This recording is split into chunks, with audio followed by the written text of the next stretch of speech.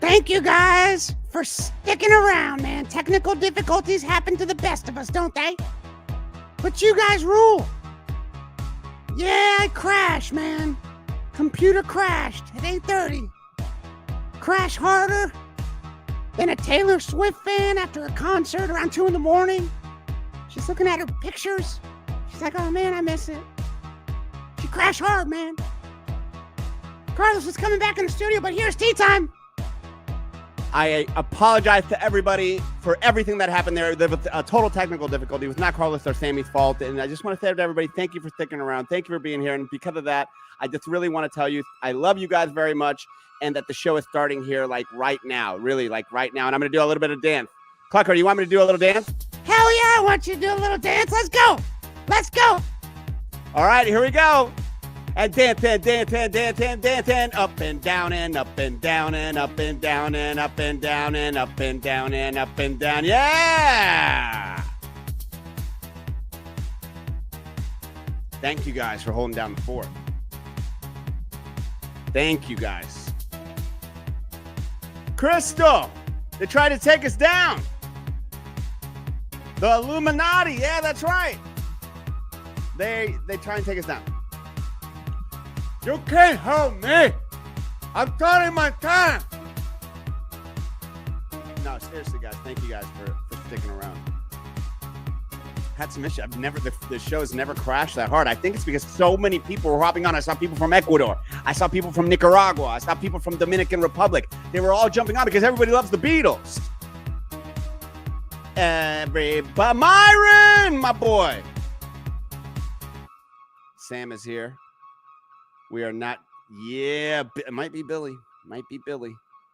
You got the coffee, eat fresh. I love that on the back of the little tour guide thing there. But we are back, folks, and thank you guys for sticking around. Yeah, I mean, it is crazy how it works sometimes. Been doing the show almost a year. We're going to do a show live at one of our new sponsors. Tell me what you guys think about this. We're just going to do a little live, and then we're going to jump into the Paul McCartney. We're going to talk about Coronado Carpet. We're going to talk about Witchmasters General, my movie, and how you could possibly be a part of it, how you can help me make the movie, how you could be in the movie. Crazy stuff. Anyway, we're back, and I'm glad you're back, Myron. My man always leaving a comment. Comments are big, man. Comments are big. So if you guys, yes, I would like to do that. But we're going to be doing one at Stereotypes. Love us some Stereotypes. One of the sponsors of today's show. We love you. Stereotypes, best in audio, visual, and quite frankly, just a cool place to go. I love going there. Shout out to Joni and Charlie. All right. So, we were doing the show. It crashed because the Illuminati. Honestly, can I be honest? Can I be real? Can I be real with you guys? Sammy, speaking of which, you know what? Before we get real, actually, I'm going to get real, and then I'm going to go to you, Sammy. I think we have people trying to take us down. Yeah, they're seeing it. Yeah. Can I be real? Can I be real? They're seeing the work I'm putting in. I'm reading full books. Now, did I really read the full book? No, I got to about here. You can literally see my little. I haven't read the whole thing. I'm reading. Shout out to Matt. Happy birthday, Matt. Producer of my daughter. Gave me this. I've been reading this. They know I'm getting smarter. Getting smarter. So a lot of institutes in the area, other media companies are putting out faxes, newsletters. Don't work with Carlos Navarro. Shut him down. All the legacy media places, they have instructed their staff to not work with Top of the Morning because we're getting too good. That's what I heard. Now, they also know I have somebody working with me that is Black Ops, that is Dark Web, That is Purple Skies, Majesty, and Purple Gravy. That was perfect Purple Gravy. The most seductive of looks, Purple Gravy. She will melt your heart with that stare. She's gotten into Secret Service operations by just... My daughter's into Twilight right now, and I don't remember. What's it called? Glazing? I know it's not glazing. I am out of coffee. Be fresh. So I'm done being real. I just want to be cool Carlos now. I just want to be cool. Cool Carlos. I want to introduce the most mysterious man in the world. I forgot.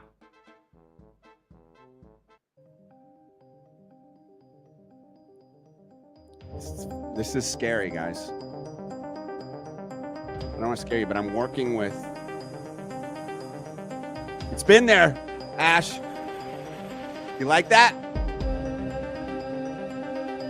By the way, great trade for guests. We got a great trade, man. That dude is going to help us so much. All right.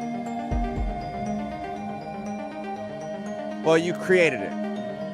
When they look up glazing in the dictionary, it's just you looking like a Krispy Kreme, bro.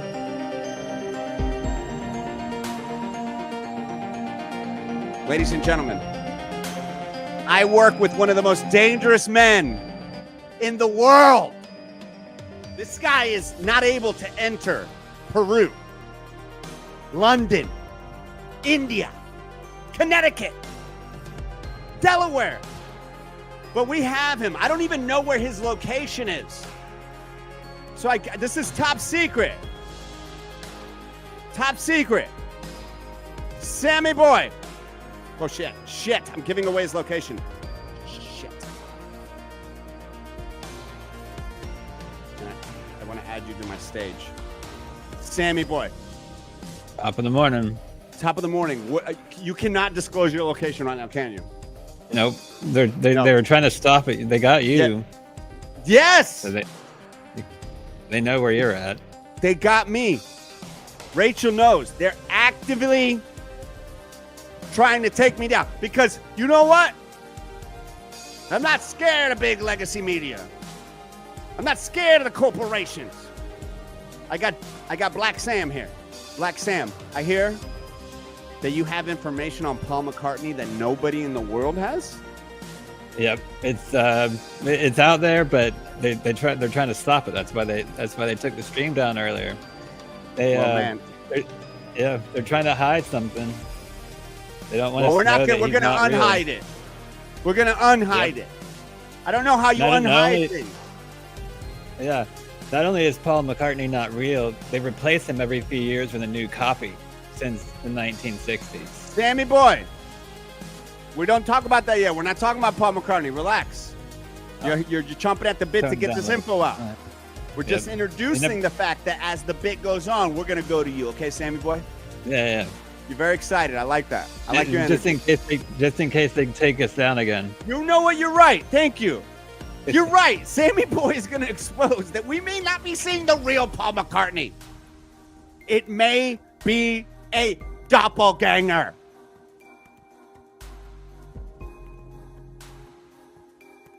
Sammy, protect yourself. The Mossad may be after you. It might be. All right, let's go back to the show.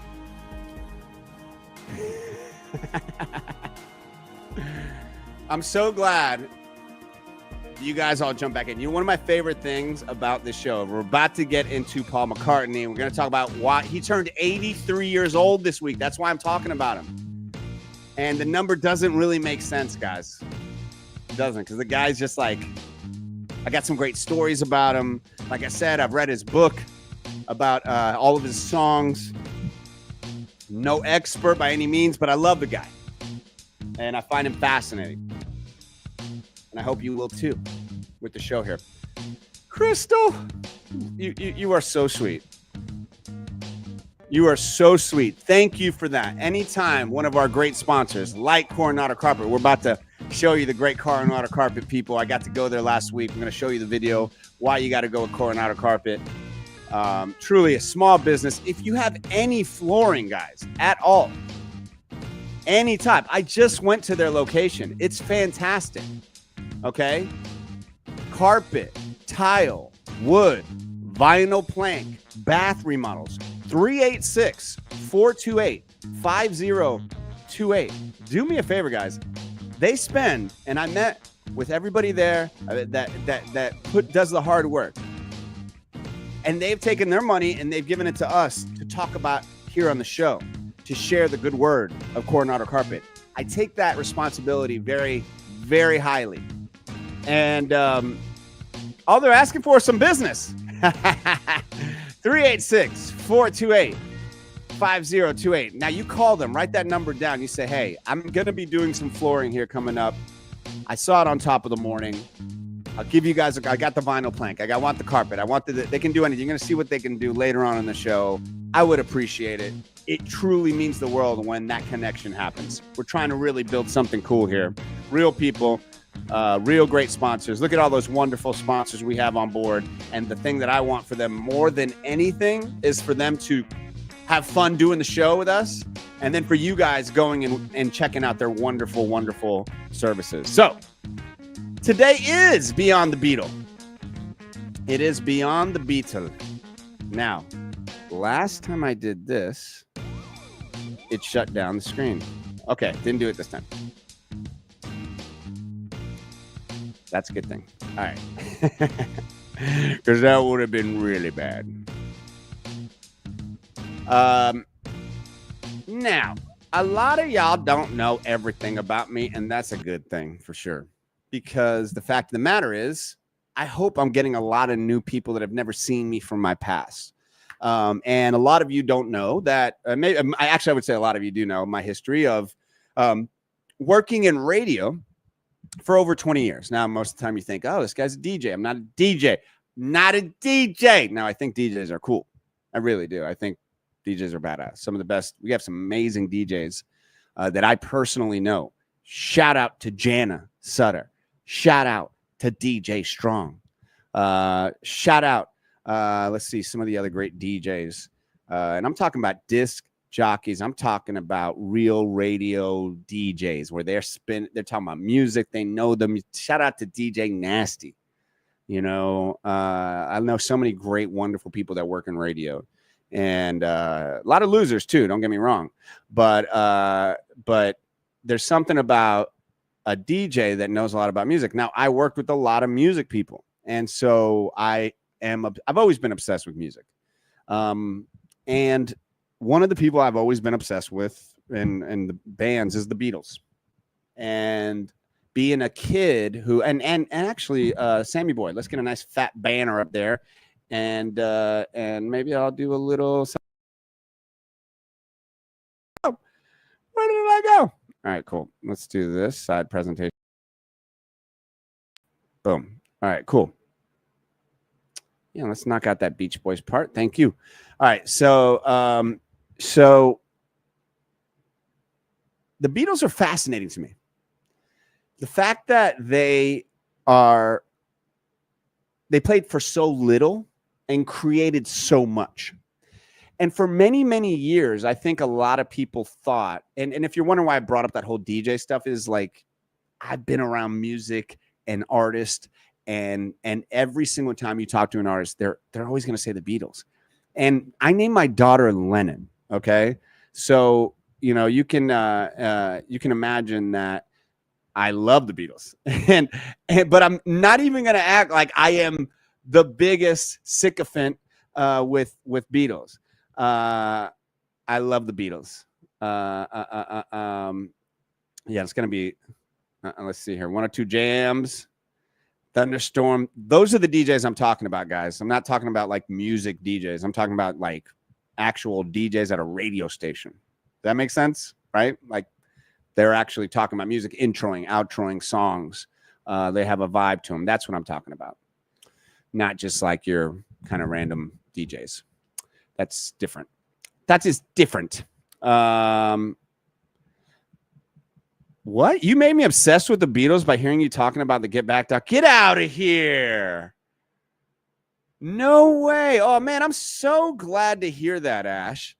Yeah, that was another thing. There's an amazing documentary that is essentially like watching the behind the scenes of Leonardo da Vinci painting the Sistine Chapel. Was it Leonardo or Michelangelo? Yeah. Because you're seeing the behind the scenes of oh, you got the banner up? Yeah, put that. Yeah. Say, is he the GOAT? Yeah, something like that. You're seeing the behind the scenes in this documentary of what is arguably one of the best albums for sure. And so when I watched that, I'm so glad you brought up that documentary, because when I watched that documentary, and I watched majority of it, because I've always, even as a kid, just really loved the behind the scenes of things. And that's why I'm making a movie. I am going to talk about my movie later. I am going to talk about Coronado Carpet later. And I think you got to have a love for production and the behind the scenes to really create something that goes anywhere. Because that's the majority of art these days, is the production aspect of it. So when I was watching that Get Back documentary and seeing these that never been shown for years of how they made their last album, all of them together, so much to it, I realized Paul McCartney was absolutely the driving force behind that. I love John Lennon. I respect John Lennon for so many more reasons and other reasons than I do Paul McCartney. Musically, almost on the same level, but I think more to Paul McCartney. He definitely was more prolific. He definitely was more energized. How do I know this? Like I said, the documentary, I've read his book, how he created his songs. So when I was reading this book, and you know what? I probably can layer, and let's see here if you can hear this. Let's see here. I'll add this to stage. Boom. Yeah, I'm just gonna add this to it. Here, I'm gonna take this down. When I was reading his book, I remember thinking, let's see, can you hear it?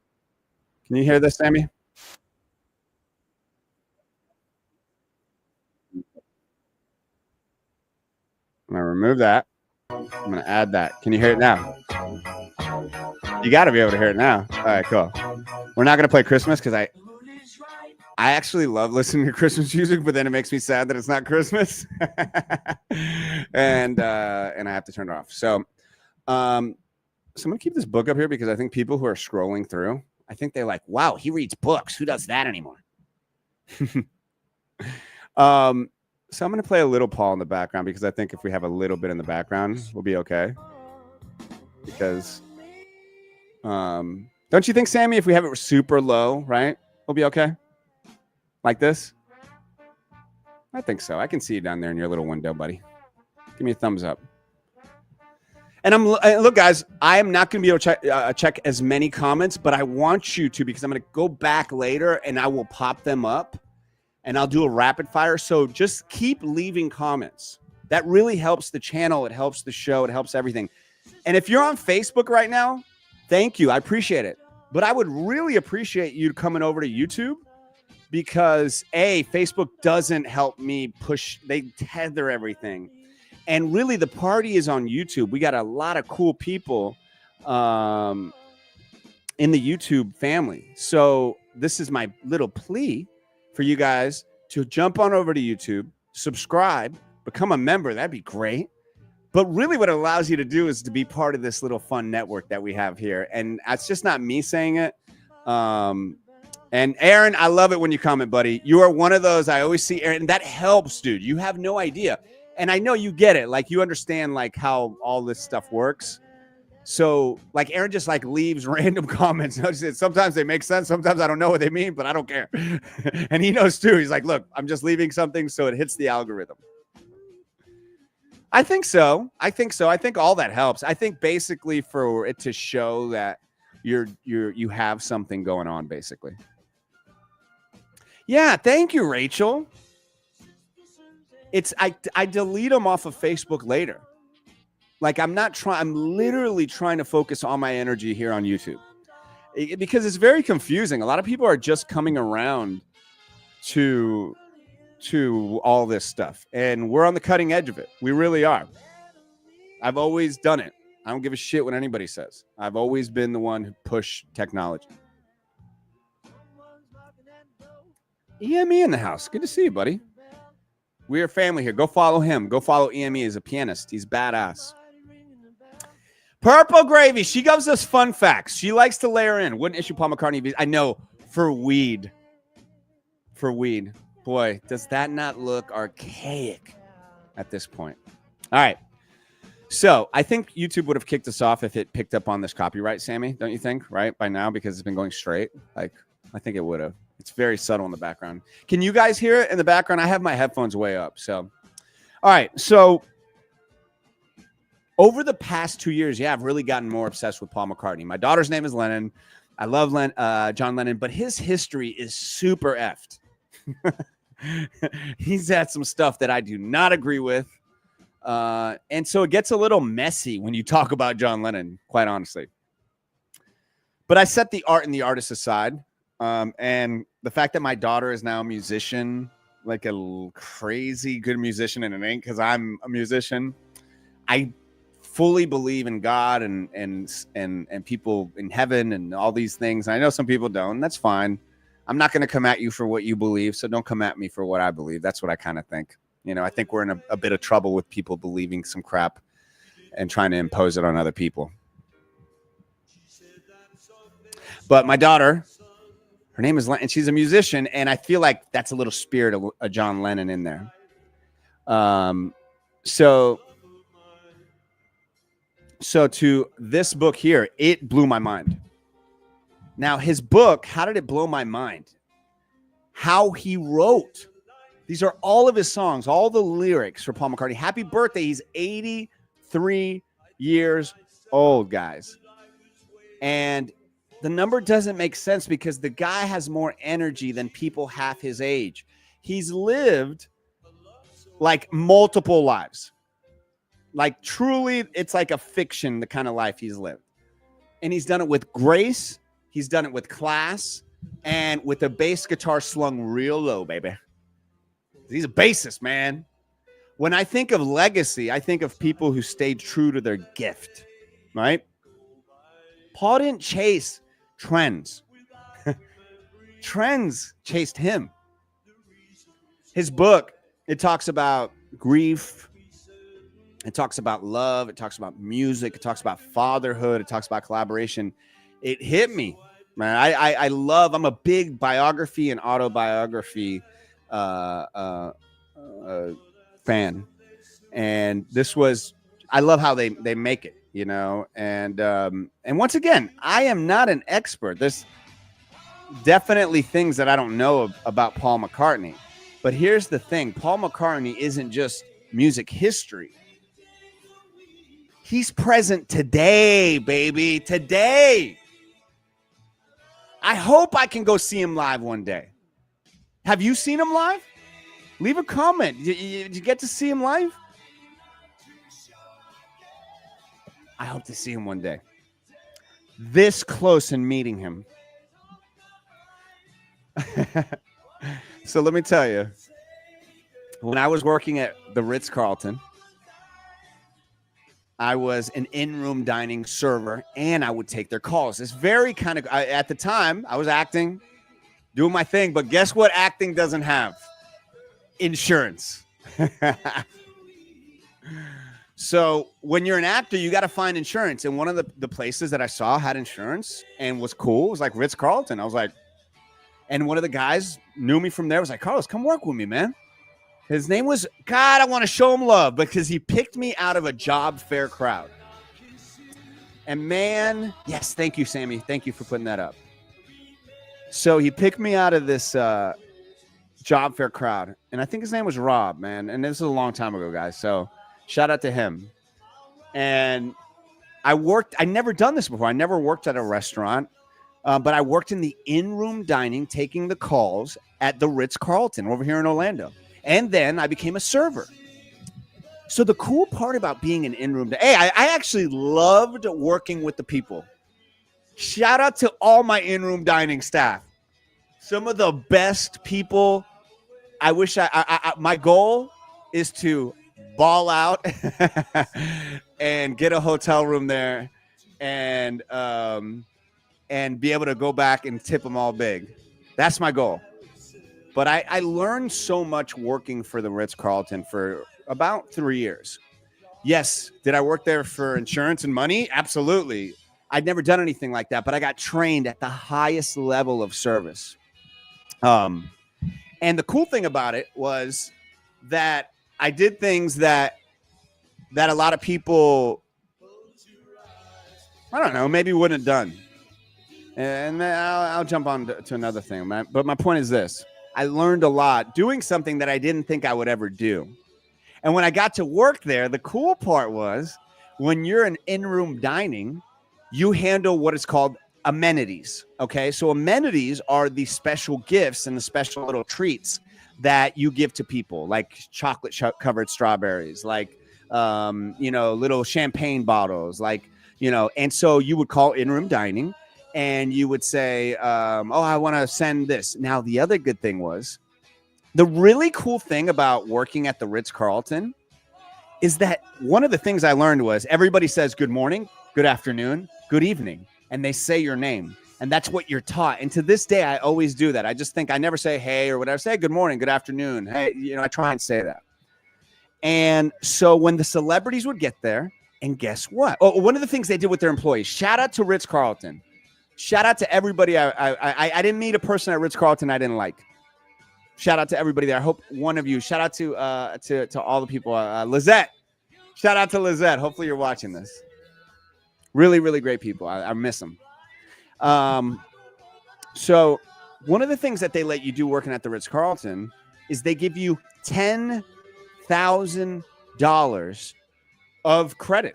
What does that mean? You walk in, you go buy a Rolex in their gift shop. No, it doesn't mean that. I've never known any other company to do this. And you wouldn't think that they would do something like this. Okay. So they would allow, you know what? I'm going to, for this part, find me some Beatles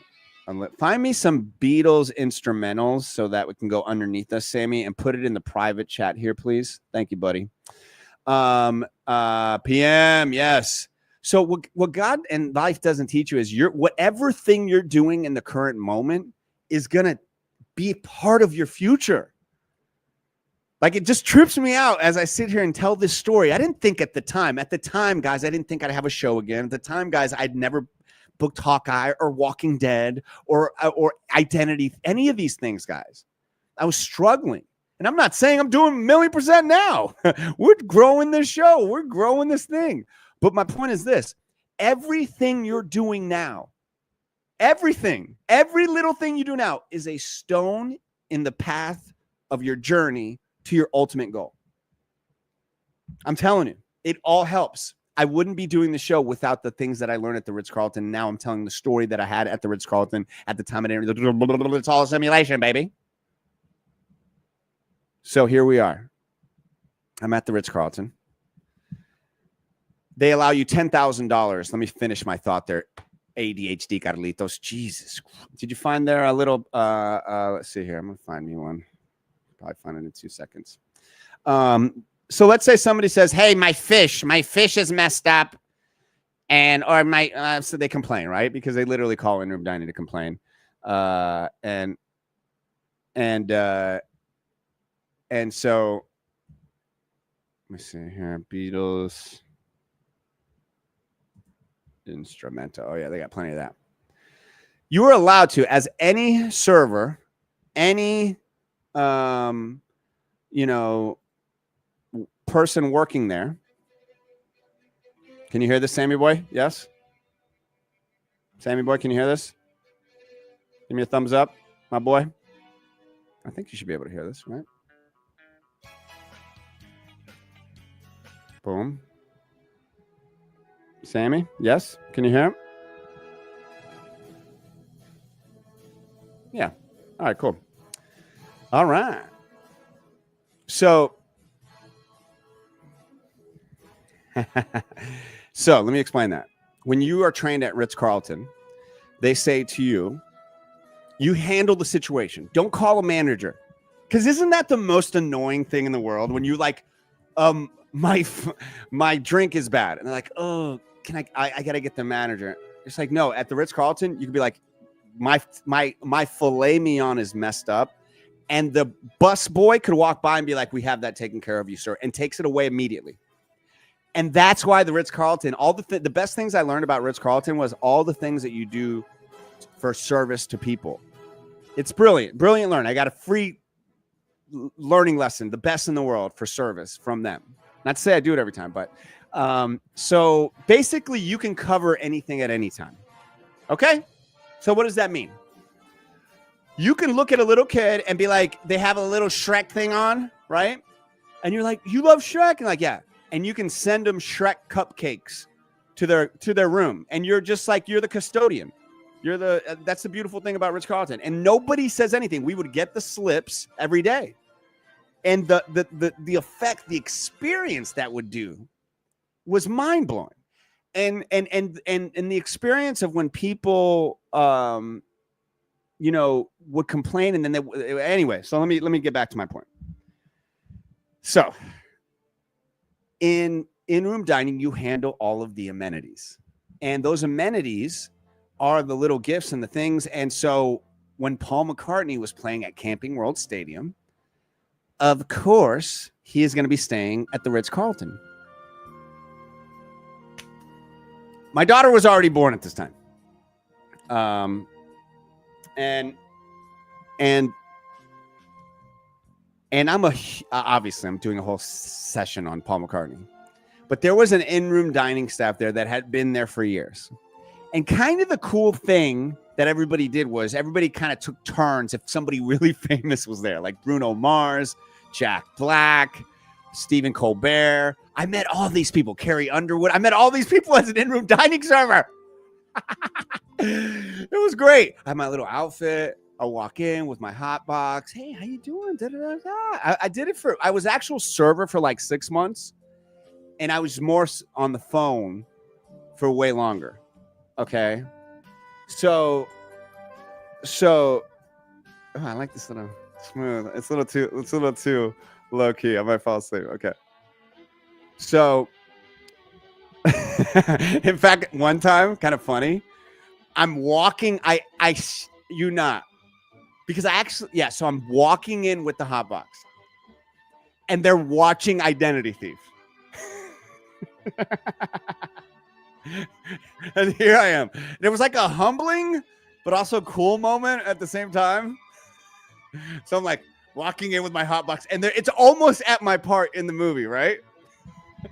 And I'm like, I'm in that movie.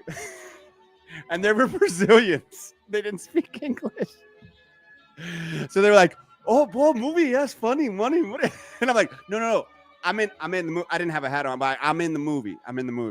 And here comes the part, and I'm in it. And I'm like, look, that's me. I'm the guy. And they're like, oh, like, I don't know. I couldn't speak. I was trying to speak Spanish to them. It must have been a trip. They probably thought they were on some sort of prank show.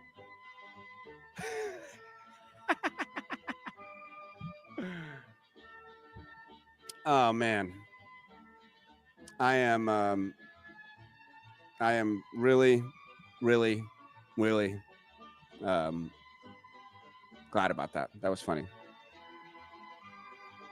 You know what I hate, though? I hate when people do side quests on the show and they start just randomly trying to distract like this. Like, yeah, do I want to know that I'm a meme on somewhere else? Do you think that's something I really want to know right now? I'm sure it's not good. And I'm trying to talk about stuff on this show. Yeah. Not even done yet. So, here we are. Paul McCartney's staying there. He's staying at the presidential suite.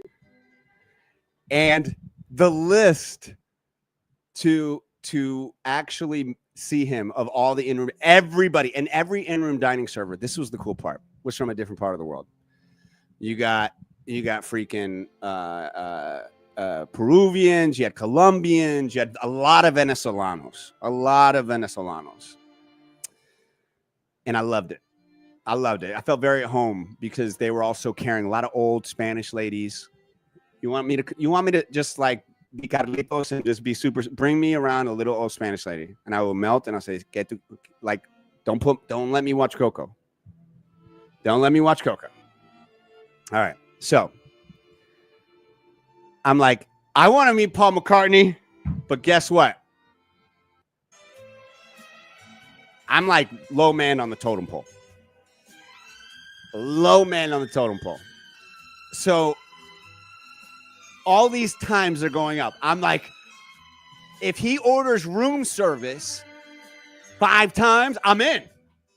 Because I would be the one bringing it up.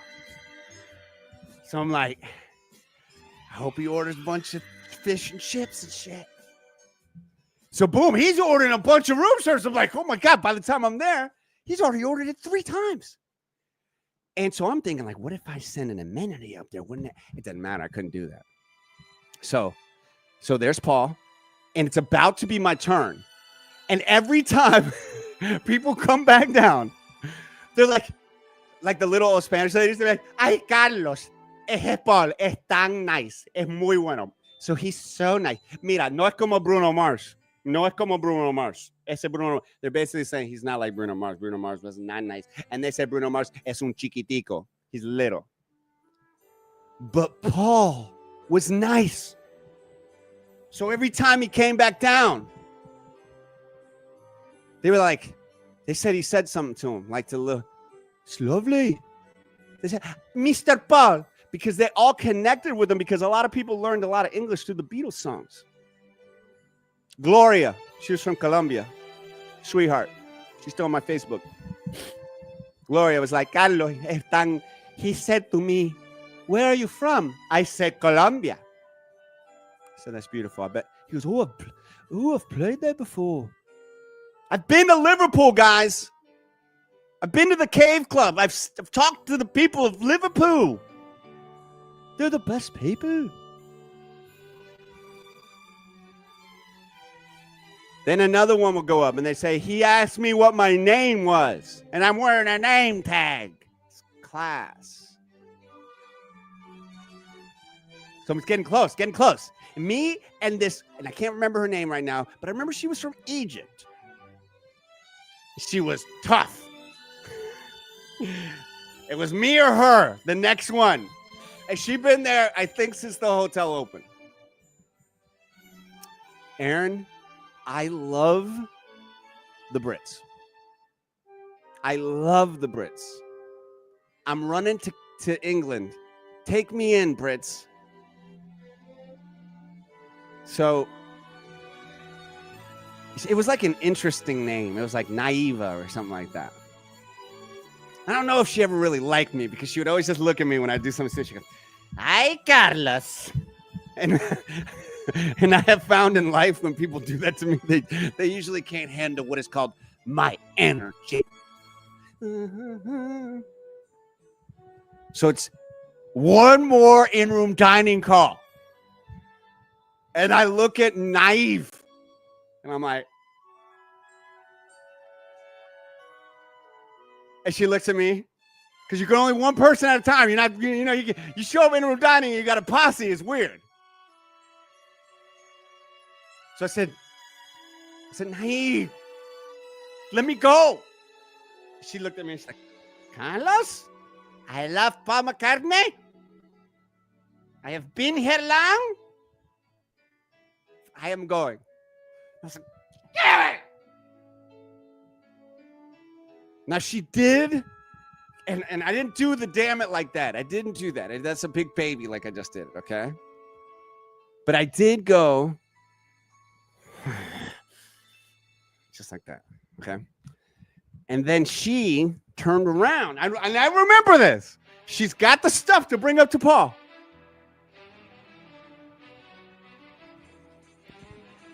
And she's back here. She's wheeling it away. I'll forget it because, you had an in-room dining car, right? So you're wheeling it. And you stopped here. And you look like this. And you're looking. And she goes, Carlos, do you want to go? And I was like, and like, yes, I did. Yes, I did. But I knew she's going to bitch at me if I said yes. And I didn't feel like hearing her bitch at me, to be honest. Because she was just, like I said, tough.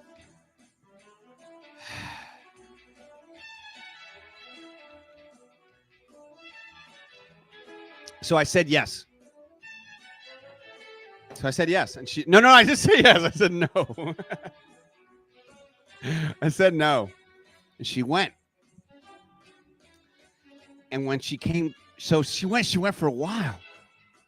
And I was like, Paul, you should have been meeting me right now. You should be meeting Carlos. I love meeting people that I love. I've met all my favorite people. Usually the people that you see the most kind of suck because you don't know them that well. You get to know them really well. So Naive comes back down. She's like, just like this. Carlos!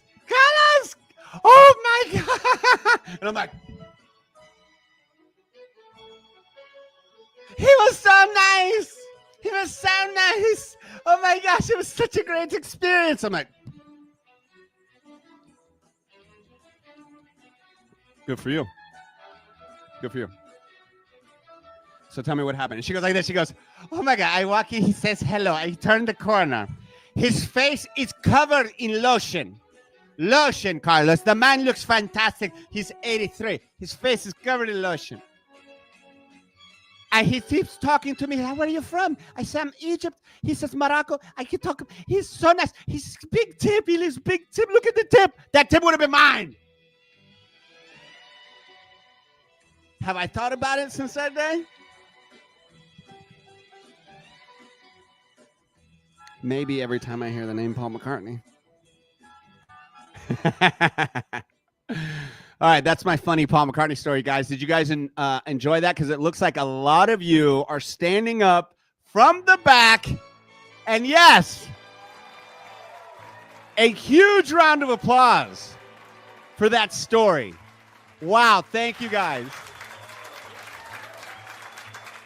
Thank you. It was just a story about a story. Yes, thank you, guys. It was a story about a story.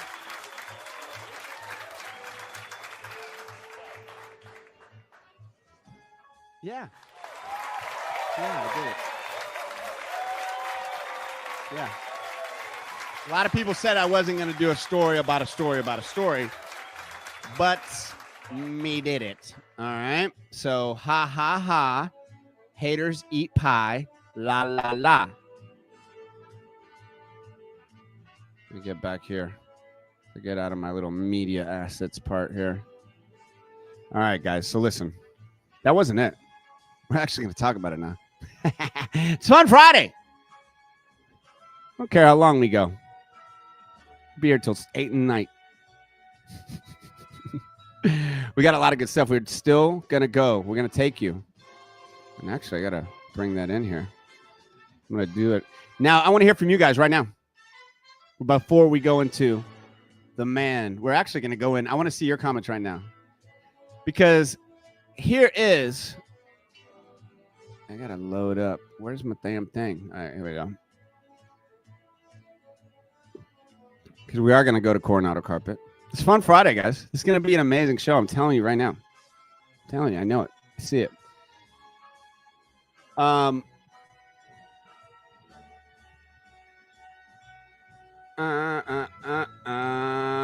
Never stop from the top. I like that.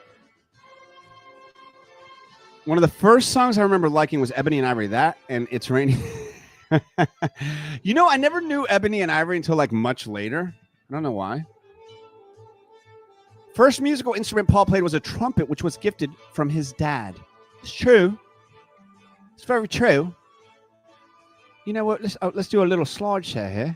Let's remove this one here. So let's talk about Paul. Boom. So Paul has sold over 500 million albums, guys. 500 million. And Over 32 number one hits. How many number one hits you got? Probably 0. Unless you've got a number one hit, then more power to you. Oh, am I going to eat all these blueberries live? Will I eat all these? Oh, that looks so gross. But will I eat these live? Yes, I will. Good blueberries are God's energy drink or God's energy shot. I really believe that. I really believe that God 5-hour energy drink are blueberries. Does that make sense? I don't think it makes sense. I don't think it makes sense, but oh well.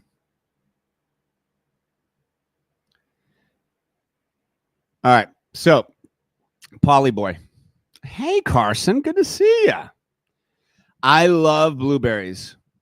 I really... Was Paul the cutest? Yeah, come on. The other guys were not that good looking. Not as good looking as me. So, Sammy boy, can you hear this if I play this in the background or no? Probably not, right? Can you hear this? Nope. All right. I got to take this down. I do want to have me some Paul. Boom. All right. Boom. We're going to. Maybe I can have yours up, Sammy. Boom. Boom.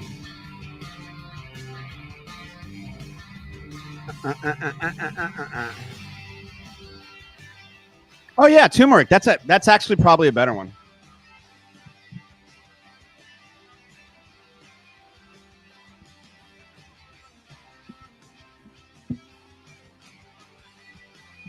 Now that will probably get us correct right there. I don't want to do it too long. All right. So let's go back to Paul. You guys are watching a live show, by the way. People don't do live shows anymore. They don't have the boss. Okay. They don't have the boss. They do a little podcast. They do like they out 45 minutes on a mic. I could do 45 minutes on a mic recorded with my butt cheeks. So E-Fresh, you got to see him live? I saw that text up there, man. Really? I would love to see him live. I didn't go see him live, and I will do anything. Anything. Hey, or not. I know. My teeth are a little purple. Well, hey, or not. The guy that does anything. Blueberries are good for dogs. Evans, they are good for dogs. I feed Alan Bear a lot of blueberries. Or not, I would do anything to see Paul McCartney. Can you have that guy contact me? The one that, because I'd love it. Most successful songwriter in UK history, Paul McCartney. He's worth an estimated $7.9 thousand. Kidding. Ha. $1.2 billion, baby. Paul McCartney. And Sammy Boy, pop up there if you could. Paul McCartney facts. He's got an Academy Award for what? Let It Be. I never knew that, actually. When I was doing the research, I was like, oh. Twice in the Rock and Roll Hall of Fame.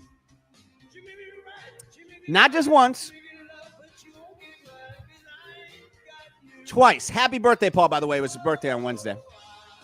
If you are a Paul McCartney fan, if you know somebody who's a Beatles fan, do me a favor. Tag them on this live video right now. People love this stuff. They love hearing about their favorite people, and I'm trying to bring something new to the play here. Like Purple Gravy said, Paul was once told a reporter, Yoko Ono looked like a gigantic swollen chopstick. Whoa, I don't know if he said that. I don't know if he said that. Crystal, get back to work. But we're going to be going to Coronado Carpet here. It's a long show today, baby. So he was knighted by the Queen, performed for royalty, president, Super Bowl, still active and still touring. He's not over with, but a lot of people, how many of you people really know? How many people really know that some of the songs that you love are not the Beatles? they're actually either Wings or Paul McCartney on his own. I've definitely discovered some of those. Now, Paul McCartney, some songs he wrote, When I'm 64, he wrote when he was 16. I read his book, The Lyrics. And yes, Aaron, his hard worker, dude. Super hard worker. His wife, Linda, very talented. Absolutely. A lot goes into. Linda was a photographer and a big muse of his and really helped him with lyrics and a lot. Oh. Was a photographer? That's cool. I didn't know. Check that out.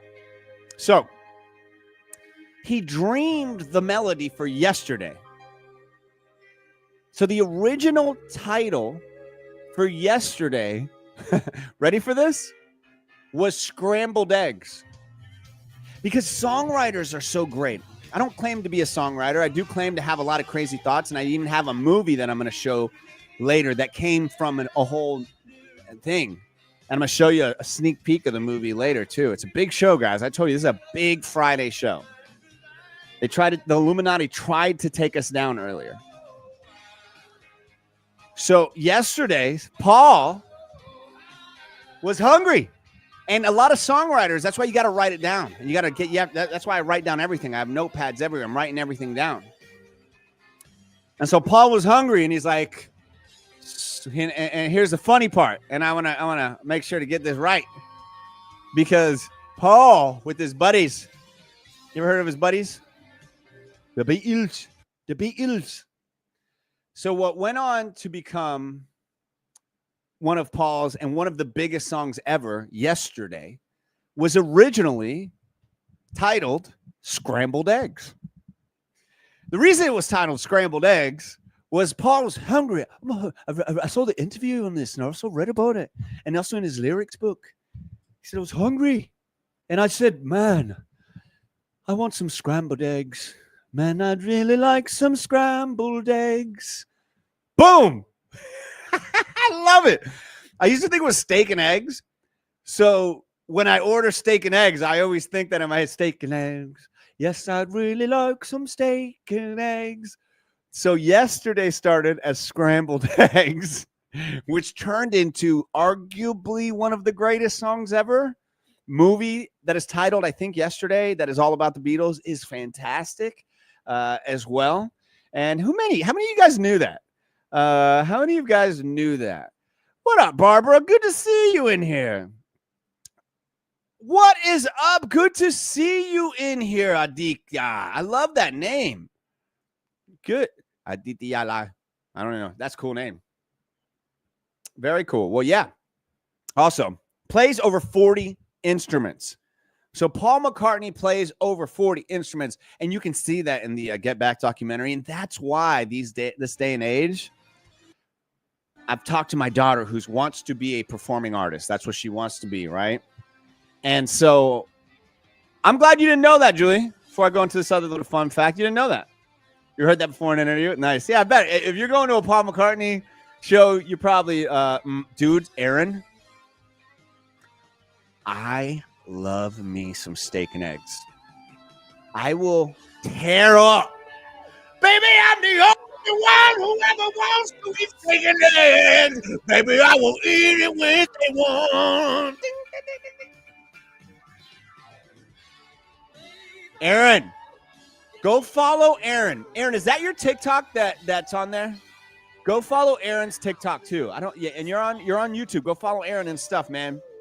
You play instruments and he's great, man. He's great. Go follow him. Yeah, I think you're right, Barbara. I think you're right. He is a prodigy. I think you're right. I think because he's played super young too. I think you're right. I think that's a pretty good call there. So Paul owns and maintains a working farm, and I think that's what I love about him is his humility. I really respect people that have it all, that could have it all, but don't take it all. That's what I love. I think you're given a lot. I think there's a purpose for everybody, and I think you're given a certain point. You got to work for it, But then I think you cross over a line of opulence, of riches, of fame, of attention that corrodes you and everybody around you. And I think Paul never hit that. And I think doing things like working in the farm, arrest. Now I'm about to go to his arrest, but it's bullshit arrest. I think working and in his book, he talks a lot about. I highly recommend getting this book, guys. So, oh God, I love this song. God, this is such a good song. Oh man, so good. Hell yeah, the Baker Man, Myron, the Baker Man.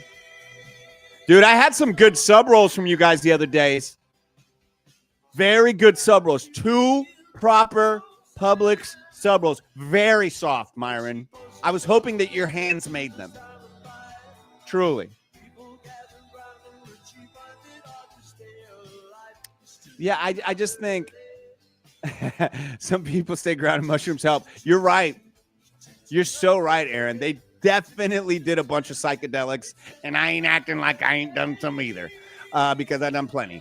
And I think going into a different mindset like that, into other world, absolutely gives you a different perspective. And that's why we got the Sgt. Pepper's, and that's why we got his mindset and philosophy behind the songs. A lot of his music talks about how he wrote it at his house. Guys, you don't write great songs in a studio. You can make a great album in a studio, but he wrote these in his room. He wrote these in the back of a field. Your creativity wants to find you, but if it's always has noise, always staring at social media, you're always doing somebody else's job, you're always focused on other people, you're always not thinking about what you want to create, the creativity gods are not going to find you. The spirit, which I believe, you want to hear some crazy stuff? This is what I really, really, really, really believe. And y'all want to go deep on this? We can go talk. And here's what I think. I think ultimately, like my creativity, you want to get real deep on this? You want to get real? Let's get real. Sammy boy, you want to get real? Look, I even brought you in. Well, I didn't mean to bring you in, but I'll bring you in. Take a second. Think about the realness. Oh, that's a secret. I want to go real. There we go. You want to know something what I think is real? That's a little too evil. I want to be more spooky. That's perfect. You want to know where I think creativity comes from? Whoa, that's so loud. You want to know where I think creativity comes from? Les Brown, one of my favorite motivational speakers. He has this quote. And he's like, and I'll do my best to Les Brown. He's like, do you want to be staring up from your deathbed? And as you're about to die? He's one of the best speakers in the world. Les Brown, look him up. To this day, I think about this shit. Oh, you want to get deep, Ash? Let's get there. Sammy boy, pop this up there. Where does creativity really come from? Big caps, big caps, big caps. I'll tell you where it comes from with Les Brown, because this is so the truth. And I don't give a damn. I'm never going to battle anybody with mathematics, science, car repair, drywall, roofing, mechanics, a lot of things I don't know about. But when it comes to creativity, I will dog walk you all over the place. I can do it at every level. So I feel like I can speak on this, even though it's a total opinion that comes from no evidence. Plumbing, I don't know shit about. That's why you call the drain doctor.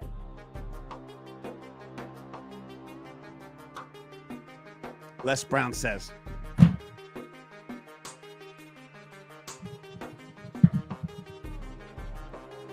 do you want to be staring as you're laying on your deathbed, looking up, realizing all of the things all of the ideas, all of the creativity that was given to you that you did not move forward with? And who looks over you?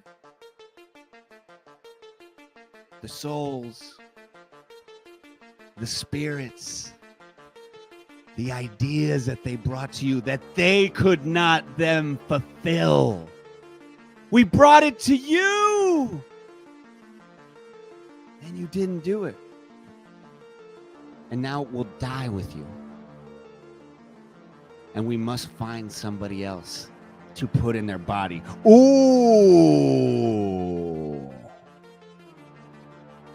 All creativity comes from ideas, from people, from energy. Energy has to go somewhere, guys. Albert Einstein said this. Alfred P. Einstein. Alfred Peter Einstein said this. Every action has an opposite reaction. I told you I don't know science. But energy has to go somewhere.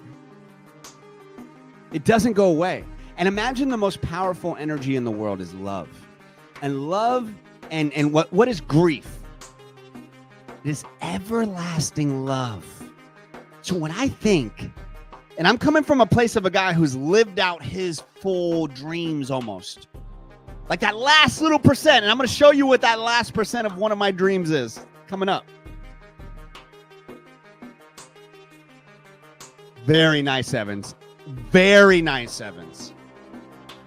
To catch that one, that was good. That was good. Is to make a movie, right? And this idea came from somewhere. This idea I've been obsessed with it for years. Think of an idea you've been obsessed with for years. And if you haven't fulfilled it, guys, I always wanted to be an actor. I always wanted to be in entertainment. I've done all that stuff. I've done it. I've been in video games, been in movies, been in TV shows. I've done it. But ultimately, I wanted to be a director. Steven Spielberg. And I pushed it back. On my deathbed, it would have been the Witchmaster's General. My character is WG, the movie, leaning over my body going, we came to you with it. Now we're going to go give it to somebody else. And they're going to do it. Don't let that happen to you. I'm not letting that happen. You don't let that happen. Take it in. Take it step by step. I'm not putting out the movie tomorrow. Got to be smart about it. But this show, this was an idea that if I didn't like doing a show that I want to do, how I do it, from talking about Paul McCartney to 1 second, and then now we're talking about this being live, interactive, all these things that nobody else is really doing right now, guys.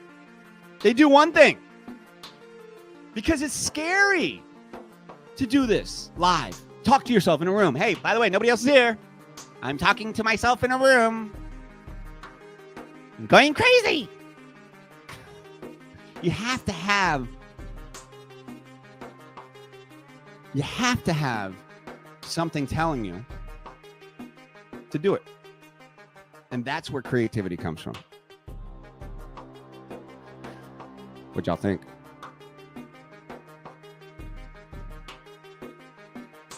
Have I begun to hypnotize you yet? Oh, damn, you're already under hypnosis? I told you that was some deep shit, right? I told you I'm super deep.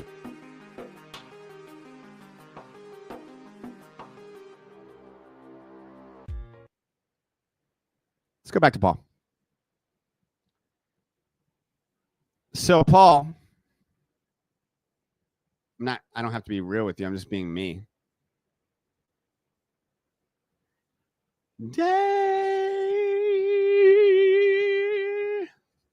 Thank you, Sammy Boy. We still have Coronado Carpet. Guys, long show today. Are you guys okay with this, that I do a longer show? I want to know from you guys. Leave in the comments. Clucker, is it okay? I sometimes get like a little self-conscious about doing long shows, Clucker. Why are you being a bitch, dude? Why are you being a bitch? I'm not being a bitch. I'm just like wanting to be conscious of like what I got. It's 10:30. I guess we did have a delay with the show, so. Yeah, just do the damn show. Stop overthinking it. Just have fun and do it. Who cares? Tea time. What do you think? I personally love it when you do long show with Carlos. So I think let's do a long show. It'll be so much fun. It'll be so much fun. It'll be so much great. Let's just do a long show. All right, let's do a long show. Sammy boy, are you okay with doing a long show? All right, good. We had to check in with Sammy because he can take us off at any time. Nice suit, Clucker. Appreciate that, Ash. How about that trade, that Desmond Bain trade? Huh? That's pretty good. You see what he said about Memphis? I think that's awesome. Good to see you, Ash. We'll talk a little Magic basketball later. Barbara, thank you. Hell yeah, we love Carlos. I love reading We Love Carlos. And anybody who says that they don't love reading their name being said is bullshit. Ready? Purple gravy? Here we go. Never forget what fear is. False evidence appearing real. That's it. 95% of the stuff that we fear doesn't end up happening. The things that end up happening that are the most fearful, we never see coming. False evidence appearing real. Never forget that. You the man, Myron. Thank you, brother. We're all immediately better now. So Paul, as many of you know, he paints. He's done art exhibits. How many of you know that he has a song? Let's be honest here. I want you to write it in the comments right now. If you're on Facebook, come on over to YouTube. Guys, if you're on Facebook, I have a long-standing fight with Mark Zuckerberg. What now, bitch? Hey, Zuckerberg, you're not allowed to be on my show, man. You're not allowed to be on my show, man. Seriously. You're not allowed to be on my show, dude. I don't want you to be on my show because I don't put my show on Facebook. I just put it out there so that people know I've gone live on YouTube. How about that? Why are you doing that? Because if you put Meta glasses on, if you had Meta glasses, you could totally just do it live with Meta glasses, and I'm buying all the AI stuff. Are you into Brazilian Jiu-Jitsu? Because Stop, man. Zuckerberg.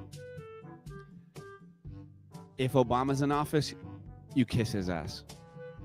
If Trump's in office, you kiss his ass. If Biden's in office, you kiss his ass.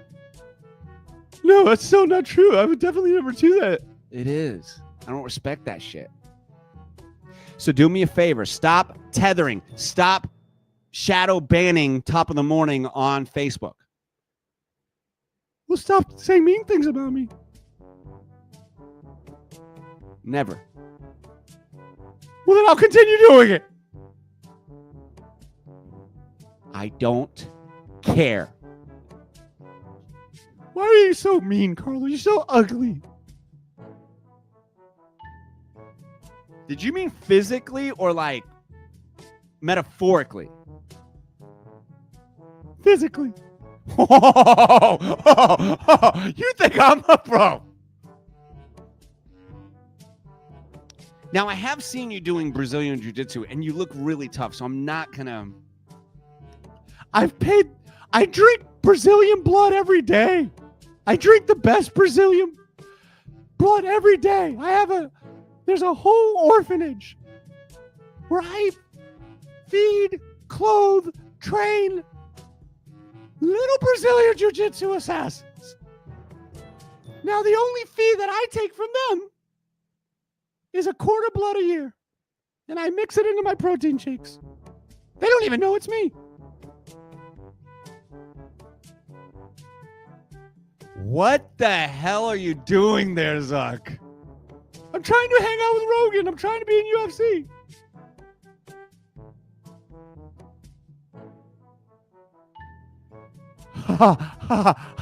Does he actually think that Brazilian Jiu-Jitsu blood is going to work? Shut up! Shut up, Elon. Oh, God. Now we got these guys at it again. Elon, weren't you just in the news? Like, what are you talking about? Ha, ha, ha, ha. I was drinking Brazilian Jiu-Jitsu blood for years. It did nothing. It did nothing.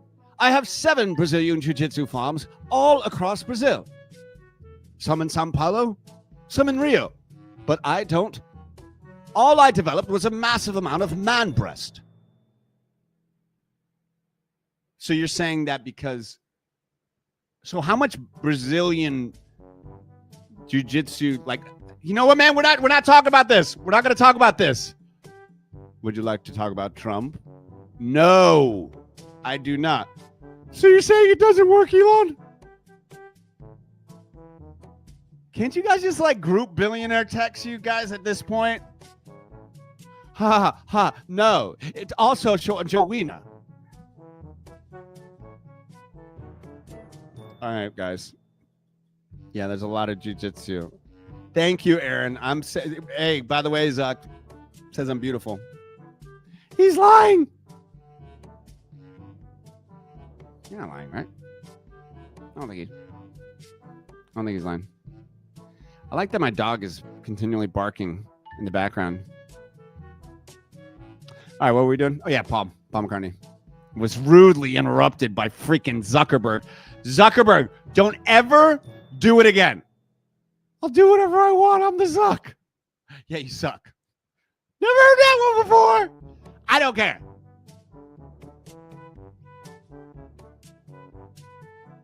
All right, so Paul.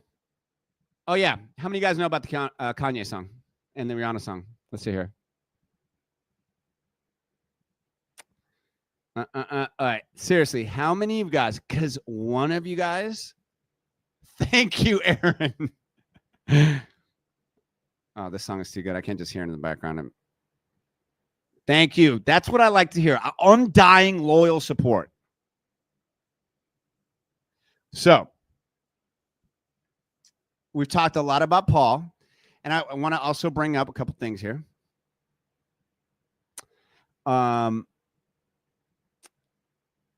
There's not a new song. It's older. But I want to know if you guys... Hold on a second. I think my dog got stuck up here.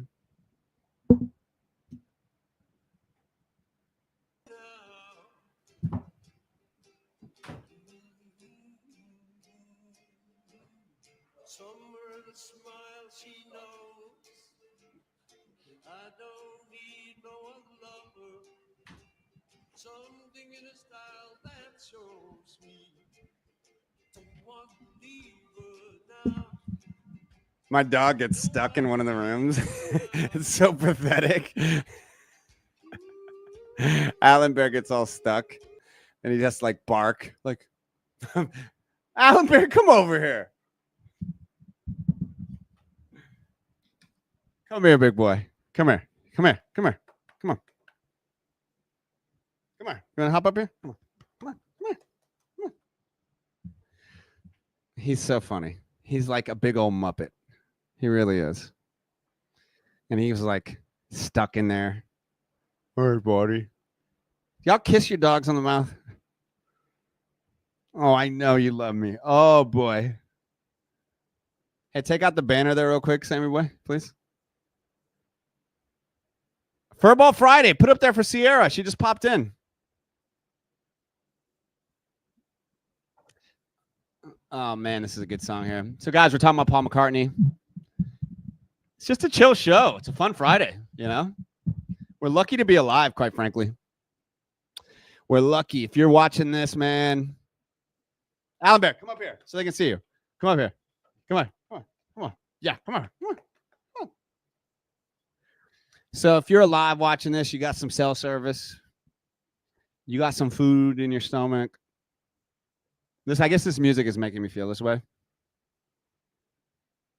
Ding, ding, ding. There's just so much bullshit in the world right now, guys. Makes me really sad. I'm not jumping on this right now, but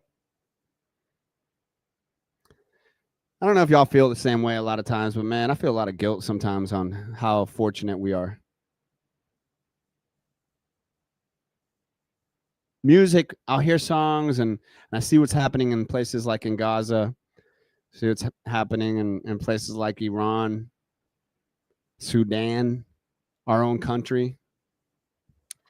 And man, it just makes me pray for them, but also grateful for just being able to get up and knowing, hey, there ain't a war on my footstep. I know where my food's gonna come from. I can go see a doctor, you know?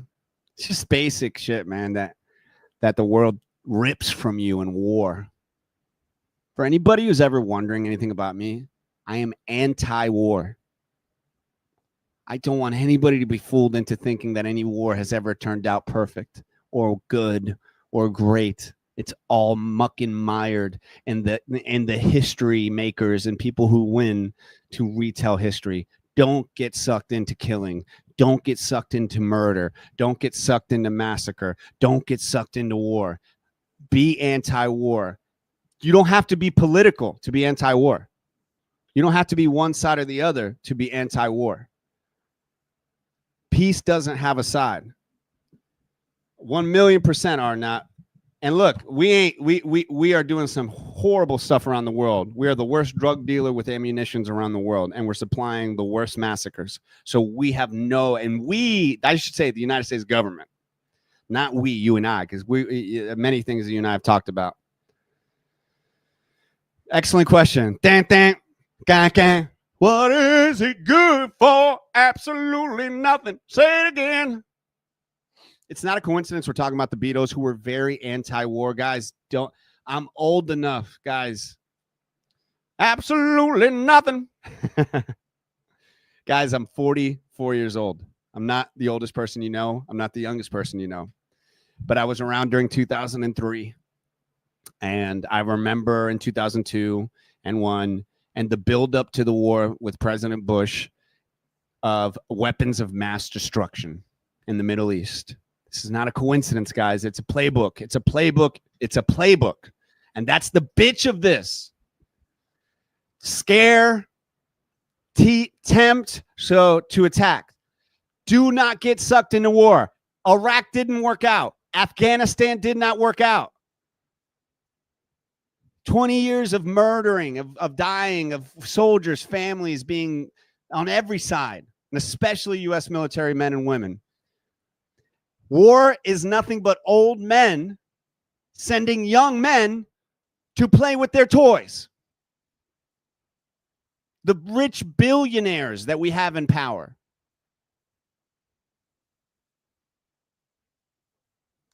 It's all about that green and power, man. Don't be sucked into it. You don't have to be political to be anti-war. The industrial military complex wants this to happen. The powers that be want it to happen. The industrial military complex is the corporation side of war, guys. Think of all the corporations and what they do. They take any good origin, any good business, any small one, and they just explode it to try and make money off of the logistical elements around it. This man has been to war. This man has been to war. He doesn't want to go to war. And if you turned off because this is, I'm sorry, I can't do my show and not share how I feel and see stuff. Not trying to be fake. I'm trying to be as real as it comes. Just be anti-war, man. Be anti-war. Unless it's on your damn doorstep. You know what? Russia and Ukraine are about as real a war as we've seen in a very long time. Very long time. The rest have been operations. The rest have been not fighting against armies. And that's going to be the same thing here, guys. Just like they disbanded the Iraqi army and caused us to create ISIS. War just creates more war. Don't do it.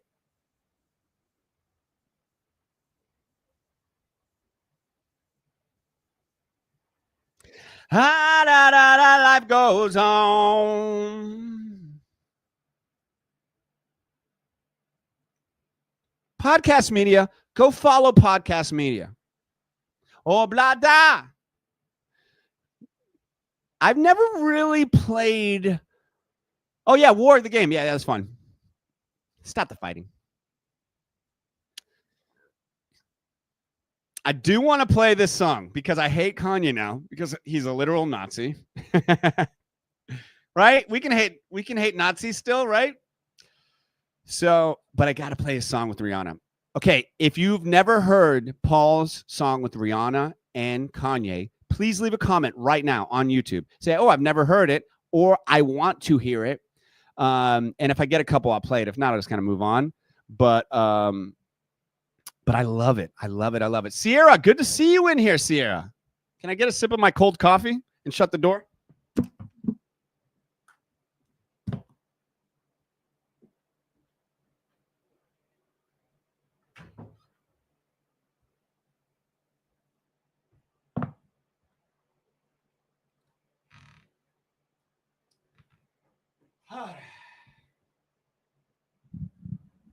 Got so many mics. Did you hear that? That was my cinnamon toast crunch. Look, ASMR. You're in my cinnamon toast crunch right now. ASMR. Hold on a second, guys. This is how I eat my cinnamon toast crunch in the morning.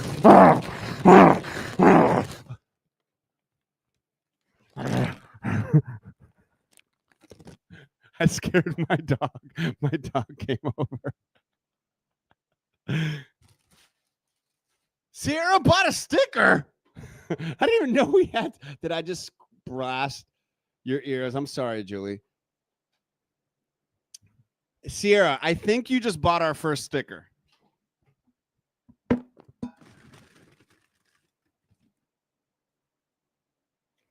I think you just bought our first sticker. That's awesome.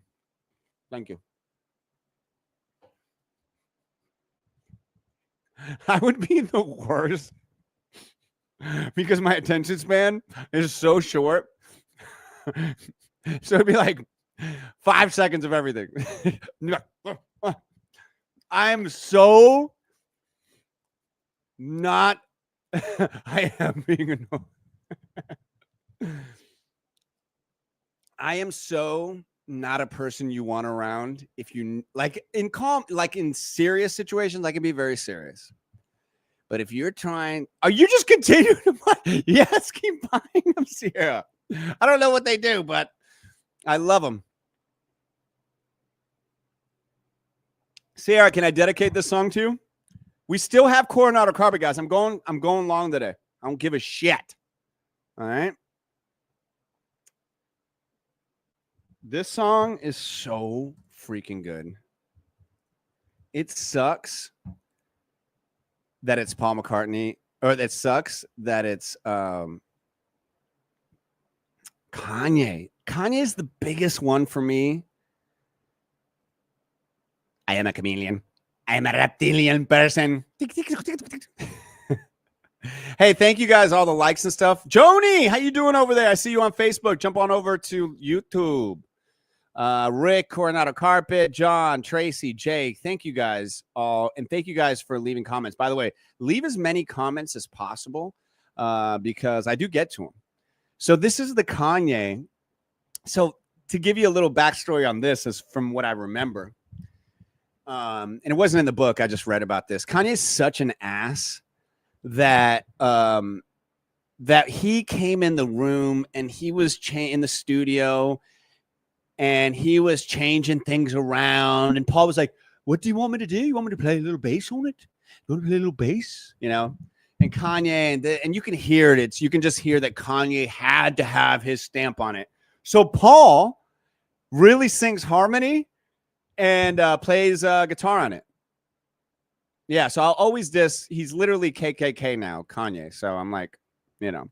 But check this out. This is such a good song. And this is like such a good mix of a song. I think I've had enough. I I get a little drunk. I say what's on my mind. By the way, Rihanna, what a talent, what a beauty.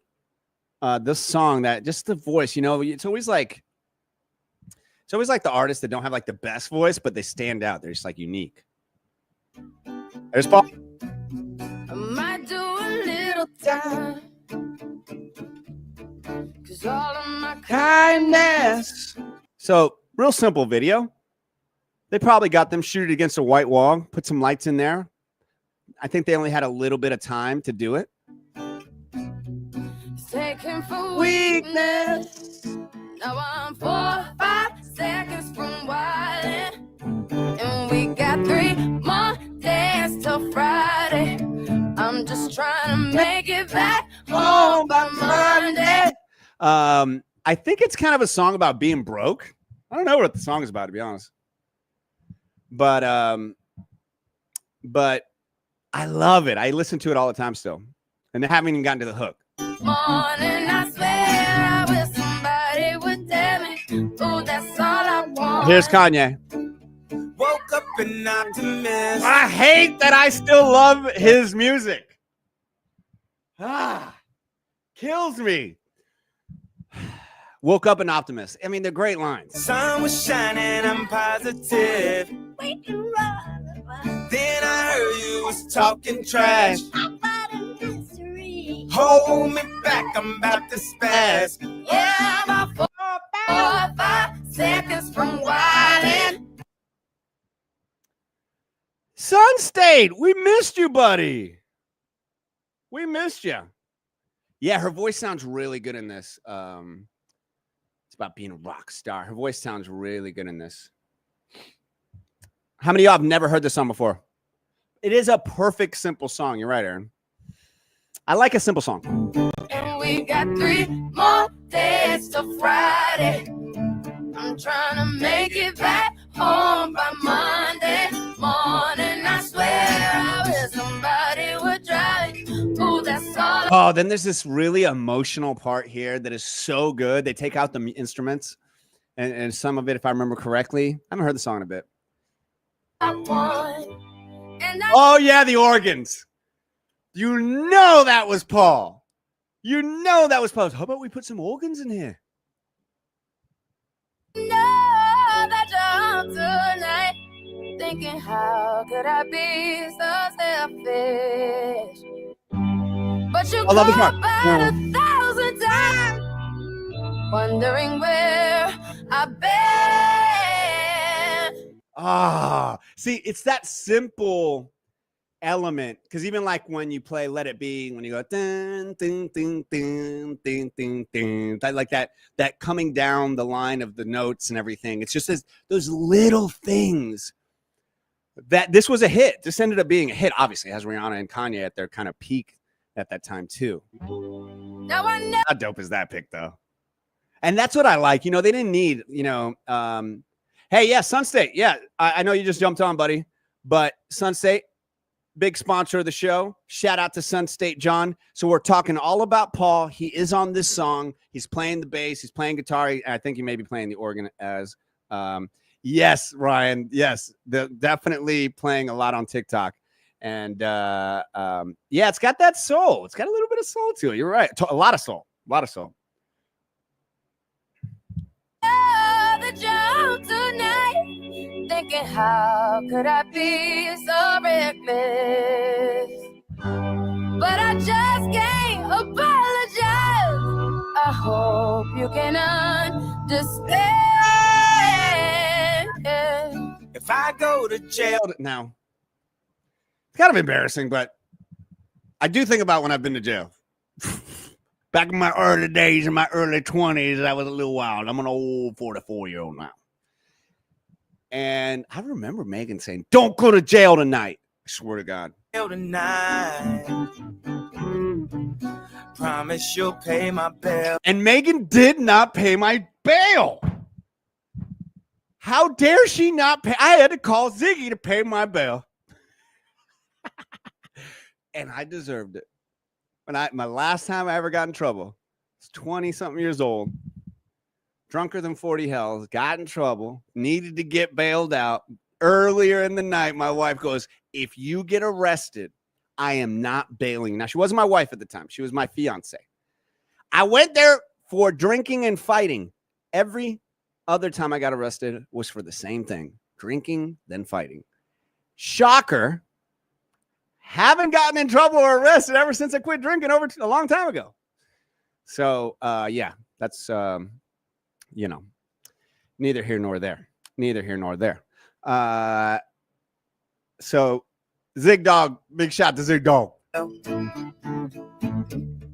See, they won't buy my pride. I love that. They won't buy my pride. But see, he once again went too opulent, went too on that level, went to the next level of wanting and chasing. He could have stopped. That just ain't up for sale. Yeah, my pride and my pride is not for sale. But I do stand for pride. See, all of my kindness. Oh, all that kindness. I love this line. Is taken for what? It's taken for weakness. Now I'm 4 or 5 seconds from wildin', and we got 3 more days to 3 more days to Friday. How many times y'all done that where you're looking at your check, you're looking at your bank account, you're like, all right, we got 3 more days to Friday. That's what I do love about Kanye and his writing and stuff is that there's comedy in it, Friday. I'm trying to make That's an epic shot right there. That's an epic shot. it back home by Monday morning. I swear it's somebody would tell me, oh, that's all I want. Love it. Love it. So that was Kanye. And now I want to bring you over to a song, a newer Paul McCartney song that I love.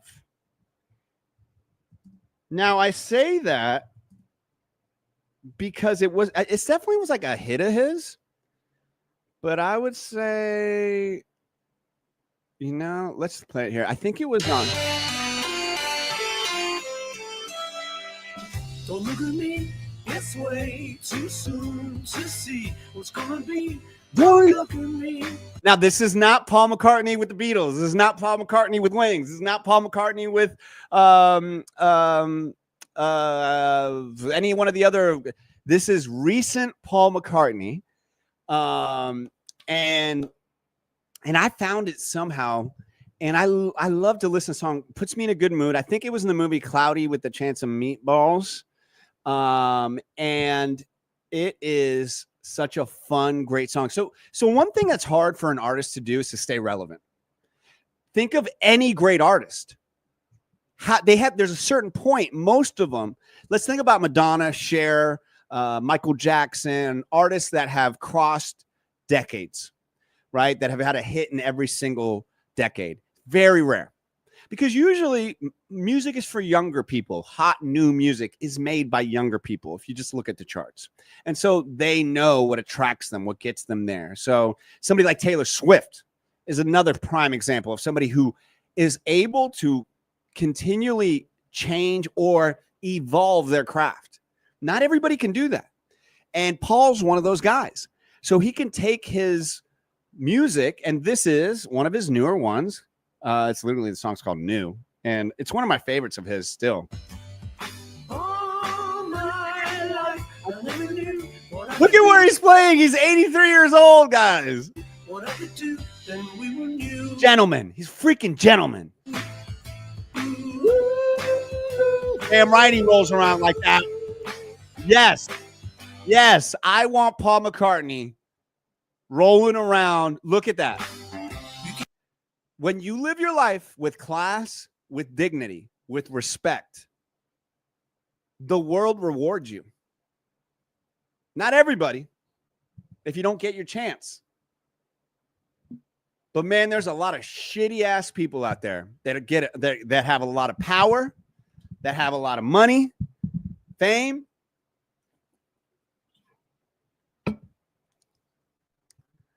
But they don't have this. Some of them do have this adoration. It boggles my mind. Prince had it as well. God rest his soul. Prince, we love you. If you're just checking out this show, by the way, I got a lot of new people, hundreds of new subscribers this week. Thank you guys. Thank you for jumping on. If you're checking out the show, we talk about music and movies and it's all interactive. So thank you guys. And if you haven't subscribed, you haven't jumped on yet, I would love for you guys to do that as well. So we're playing the new Paul McCartney. Actually, go up there and pop up a little banner up there, Sammy boy, if you could. Came along and made my life a song. One lucky day you came along, just in time. While I was searching for a ride, you came along, then we knew. I love it. When I was searching for a rhyme, I came along. You know, the way he writes, he's very inspired by quite anything. And just the song puts me in such a great mood. We can do what we want. We can live as we choose. See, there's no guarantee. We got nothing to lose. And that's the damn truth.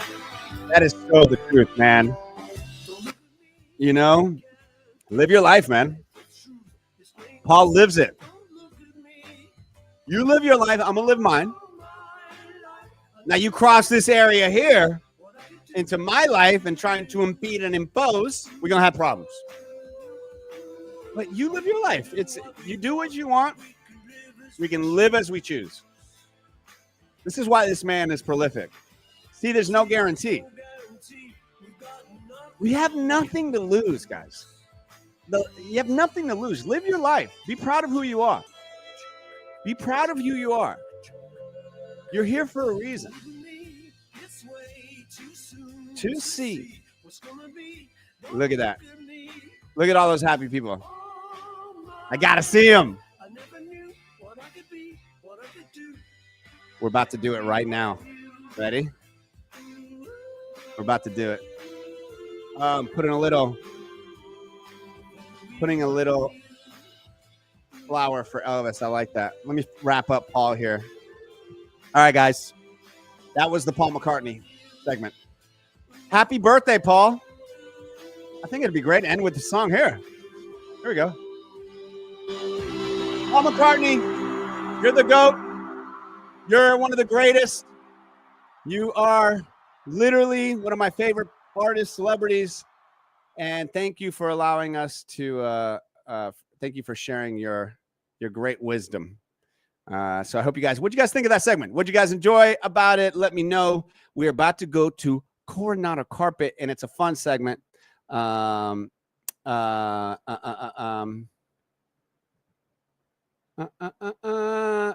here we go. Crystal is one of our awesome sponsors. The entire team, and shout out to Sun State John as well, supporting the show. And big appreciation for that. So I'm glad you guys enjoyed the Beyond the Beatle segment. And for those new people here, and I see you guys, I see all the people who jump in. It's really interesting to see. I see them jump in. Never seen them before. Check out the show. Thank you guys. It's a really different kind of show. We do live, we do some recorded. And right now, we're going to go to Coronado Carpet. It's in New Smyrna Beach. We do these segments on the show. So if you are one of our great sponsors, like Drain Doctor, The Land Boxing and Fitness, Famous Faces and Funnies, Bars on Demand, Southeast Steel, Atlantis Montessori, Garden Shop, Stereotypes, Combulus, Coronado Carpet, The Land Coffee, not The Land Coffee, The Land Cat Cafe, Just Breathe, Playmaker Athletics, and Sun State Designs. But we give you love here. And then if we're able to hang with you, oh boy, then we can actually go to your place and let's check it out.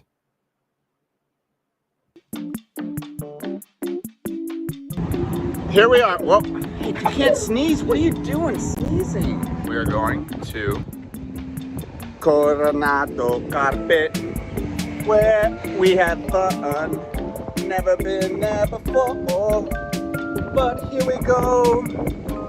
Coronado. Uh-oh. What are you parking on here?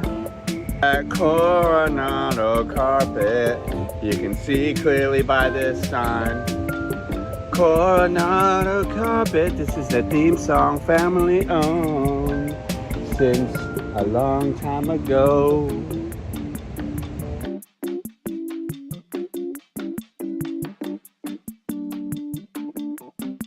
carpet, vinyl, ceramic, tile, wood, laminates, linen. What is a laminate? You don't know? It's, I don't know exactly what it is. I know what carpet is. I know what wood is. I don't know what remnants are. Is that Crystal down there? Come on, let's go. No, but now I'm recording. What's up, Crystal? Crystal, happy birthday. Happy birthday. You're a real person. I'm a real I'm not just a little box right there. Thanks. All right, so here we are. We are at Coronado Carpet. Who are we with? Oh my gosh, the birthday girl, Crystal! And that's Jared over there. And yes, that is the man. He's not really flying through the sky right now off a ramp. No, he's here in the flesh. Coronado Carpet, that's where we're at. If you need any type of flooring, and that's where we're at now. I mean, come on, let's be honest.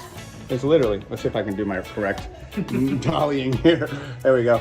Any type of flooring, we're at Coronado Carpet. It's in New Smyrna Beach. You cannot miss it. It's a great location. I'm gonna walk out here so that you can see. It's okay, Crystal, stay here. I'll stay. I'm outside. We are right off of Dixie and Canal. This is their sign. They've been here forever. And so flooring is a really important thing when it comes to a home. And if you don't get it right, you screw everything up. And so you want to work with people that are caring, that have been doing it a long time, and that can do it all, right? Because we got the carpet, we got the ceramic tile, we got the wood, we got the remnant. I still don't know what remnants mean. Let's find out what remnants mean. Can we find out what remnants means? What are remnants? Remnants are like smaller pieces of our carpet Okay. that come off the job. Now the cool thing about a remnant is we have a custom binder. We can make custom bound rugs. So you can take those remnants and we have a binder who will literally put a binding around them, and you can get them in any shape, any size. So if you're looking for something that's circular, or you want something Give me an example of how that works. Okay, like what was the last cool remnant, or how does that work? Cool. So we actually have a couple jobs where they did tile throughout, and then they had the extra carpet from the rooms.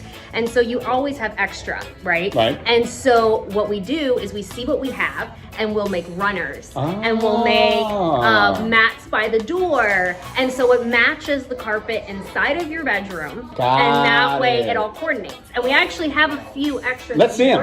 Right. We're about to see some. Is it remnant or remnants? These are custom bound rugs that we had from Custom Remnants. bound. These are custom bound. Yep. Let me see this. This is custom bound. In Coronado Carpet, custom bound.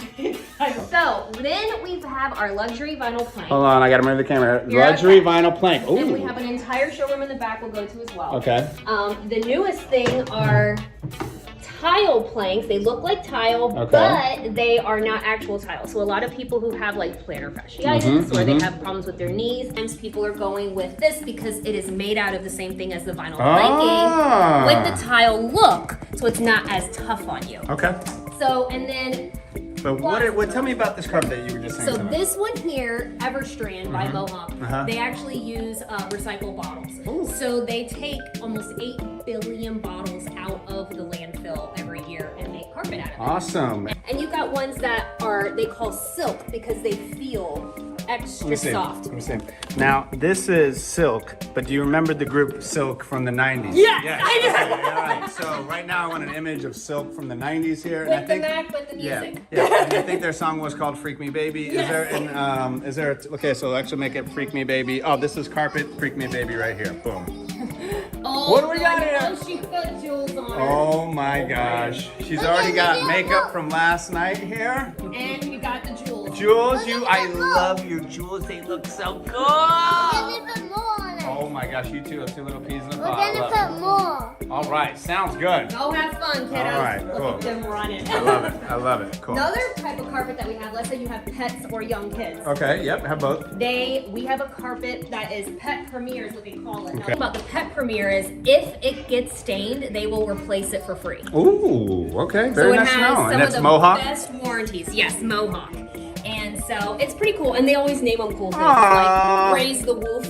I love it. Different choice. I love it. Yeah. That's So Premier. Good to know. That's really good to know. I did it's not know kind that. of cool. And again, let me get a little shot of this if here. you wanted to make custom rugs, you can order any of these, and we can make a custom rug. Awesome, I love it. Very nice. Yeah. We do these a lot in elevators, but people use them for their personal gyms at home. Right. This Yes, is the that's how gym DeLand Boxing is gym is just like that. Yep. I And would actually like some of that. these are commercial grade. We actually have them in a couple of the local gyms around here. Very and they're nice. great. So, and we can get these in an obscene amount of colors. Pulled all of this out of old jobs. So this is from the time, so like this was kitchen carpet. Oh my god. Look at the back, it's rubber. Oh. This was in a closet. Like there's just, so we have it up every time we find something really unique. That's great. I love it. Times have changed. Yes, they have. Times have changed. That's great. Very good. All right, just whatever. Well, bougie. Yeah, now we want the bougie carpet. Let's say, we don't have any budget. I tell you one thing a lot of people know is the demographic here at Top of the Morning and to the Top Channel, very rich and bougie. Yes. So here at Coronado Carpet, Krista will give you the bougiest and nicest. I only want the finest carpet to touch my toes, to feel my feet, and to expose my love of fine carpets. I love you. Godfrey Hinsworth. Godfrey Hurst. Godfrey Hurst. That is a fancy carpet name. Yep. And Godfrey Hurst. Lennon, I'm gonna wait so rich one day, we gonna have Godfrey first. And it has to be wool. 'Cause Wool. Okay. Wool is the more expensive carpet. So, know but that. it is a natural fiber. So it is some of the strongest. It is some of the, it's literally one of the best carpets you can get. However, it's very pricey. A lot of people know wool from northerners. If they live up north, a lot of times they come back down here. A lot of snowbirds, they love the feeling of wool. So they end up getting the wool. I know wool because I'm a bit Scottish. And we got a lot of that wool there in Scotland. That's how we do it there. So many things Go here. into, let's say you need a backsplash. Okay, we need a backsplash. Crystal, we need a backsplash. Right? Okay. So we have over 100. Oh, these are things. backsplashes. These are all backsplashes. They can also be bathroom floors. Wow. So we have literally just hundreds to choose from. Get out of the shot. Get out. Kid is in the shot. Like she's just standing there.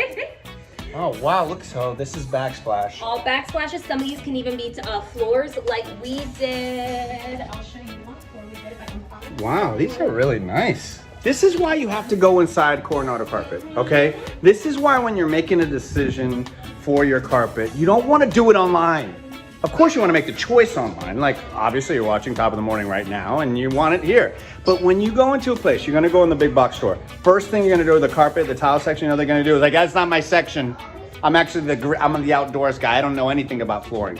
Do you want to spend thousands of dollars of your hard-earned money and not trust the people that are stepping foot inside your home, inside your business, inside the place that you're going to be staring at for years?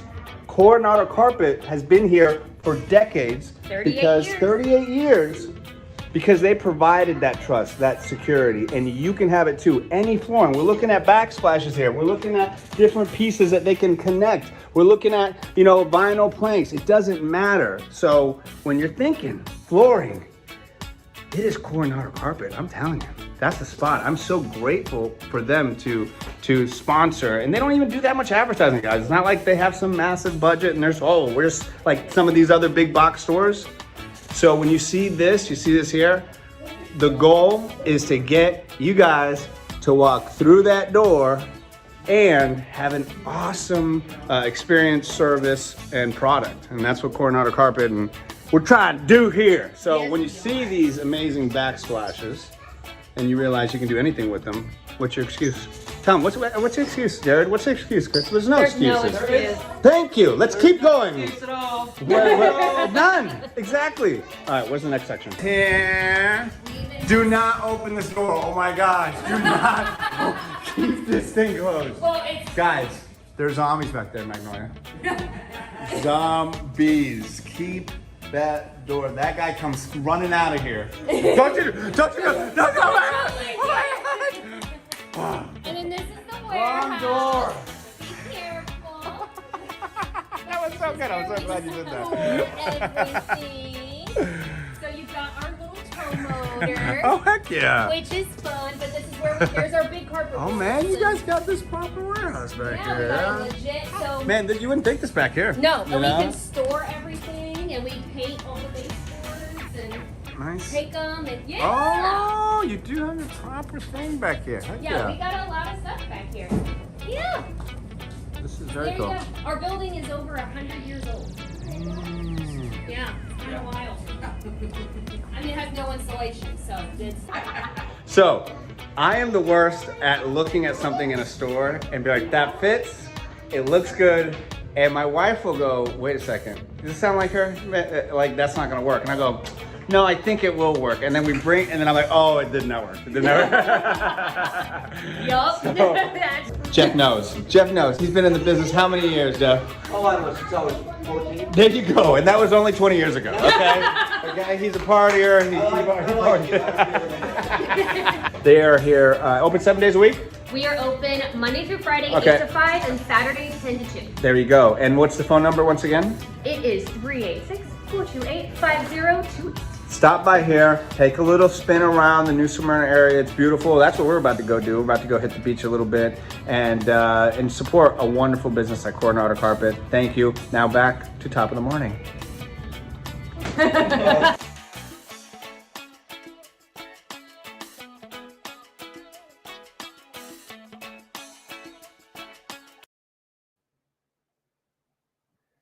Appreciate you guys very, very much. It was fun seeing you guys and the whole crew out there, all the babies. I'm bald, guys. I guess I realize I'm not wearing my hat. It might shock some people. Here's the thing. I ran out of razors. So I got old razors. And you don't want to shave your head with old razors. That ain't good. Yeah. Crystal, once again, all of our sponsors who help support this show, because once again, I know a lot of you guys may know this. They are wonderful people. And Ash, I would love for you to get some magic blue carpets in your bedroom. But you see every single company here, they have all helped to make this dream come true of this show, of what I'm about to introduce to you right now, which is the movie. It all goes towards it. And so thank you, Coronado Carpet. Thank you, Stereotypes. Big shout to Stereotypes. Huge sponsors of the show. And, of course, big shout to Bars on Demand as well. Another great sponsor. I'm really trying to focus on certain sponsors every single show, featured sponsors, because you guys are helping me create the show that I want to create. And what does that mean? That basically means that I'm trying to make a show that I think is entertaining and not trending and not like where I have to make stuff that is drama or negativity, because that's what like the currency that is selling these days. So my currency is entertainment, uplifting, silliness, ridiculously, music. It's kind of like this weird variety show, truly. But we do it live. And I'll pop it back just a little bit here. My mic thing is looking busted as F. I used to have a little thing here, and now it's gone, and it just looks busted. That's what I'm looking at, because I'm also a director. What does that mean? I direct commercials? Yeah, I actually do. I direct commercials, just like this one right here. At Stereotypes, unlock the next level of sound with Macintosh's C49 preamp. Feel the handcrafted power of the C49 and discover a true sonic experience. We're your hometown audio-video maestros. Stereotypes, where sound becomes legendary. Awesome people, Johnny and Charlie, they are like, listen, help us create cool stuff. So I create cool commercials for them, like that one. Go see them at Daytona. Don't go into a big box store. Guys, don't do me a favor. Don't go into a big box store this weekend. I'm about to show you my movie poster. This is like super exciting. I plan to do this at the very end of the show. I've been going for 2 hours. I planned this to do this at the very end. Why? Because if you're watching this right now, you're one of the very few. I shouldn't say one of the few. Look, we got a lot of people in here. And people are going to check this out later. So for sure, people who, hundreds of people will check this out later, if not thousands. And so I appreciate everybody who's come on board to help build To the Top Studios. And I haven't fully gone out there and told everybody what To the Top Studios is. And it's our baby. It's my studios. It's like, you see this? Yeah. It's the Universal Studios. I know my hat's dirty. Julie, I know you are. I'm excited to show you. I'm excited to show you specifically because you're one of the people that has helped keep the fire going. Trying to make my own little Universal Studios. I love what they've done. Do I love Disney? Of course. I've worked for Disney. I've been literally in so many levels. I've done commercials for them. I've been on their shows. I've been everything. I love it. I did their movies. Exactly. You're so right now. Thank you, Sun State John. Thank you. We're on the bottom floor right now. We got to start, and then we go to that second floor. Sun State John, you are one of the people that are helping me build the studio. So thank you. You are one of the people that are going to help me make this movie. You're already doing that because you see what I'm saying? Like, to make a movie, and maybe Sammy Boy, oh my gosh. Thank you for the super thanks, super chat, everything. Bro, I'm all over it. You're going to see this. Evans, you're going to really like this. All right. So what am I saying here? I'm going to remove this because it's distracting me. I'm going to remove that. I'm going to remove Paul because I'm done with Paul. But it is a music studio. Go to Stereotypes. Yes. Stereotypes. They're helping me. I'm connecting it all. Here we go. All right. So you got to make money to survive. You got to make money to live. And I'm trying to build something big. I have a lot of bills. I have a mortgage. I have a family. All these things like most people have, right? But so I can't just be like, honey, I want to. You know what? Right now would be good. Screw it. Put it up there, Sammy Boy. Carlos's new movie. Sneak peek of Carlos's new movie. Something like that. Let me get a sip of water. You know what happens?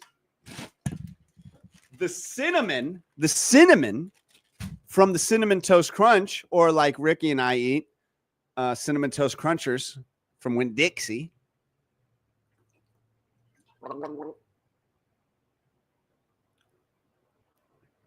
No, Crystal. I saw your email and I was writing you back. I was working on your video and I didn't write you back. I've already contacted him. Thank you. He's already written me back. Thank you. Aaron, I am telling you right now, yes, you can have a part in my movie. I need hundreds of extras. Thousands, actually, probably. And so 1 million, I need town folk, and you're about to see why.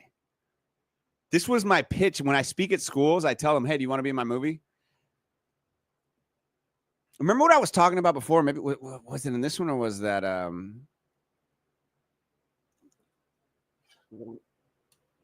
maybe it was the initial stream. But I just need one. Sammy, get rid of the Paul slideshow. It's distracting me. Thank you. Oh yeah. Dude, I want you guys to be extras. Anybody who is part, it's all part of the To the Top network. Okay? Sponsors, supporters, subscribers, members. I'm not making a little indie drama, guys. Let's get a banner out there. Carlos's sneak peek of the movie, of his new movie. Thank you, Sammy. Beautiful. All right. Here we go.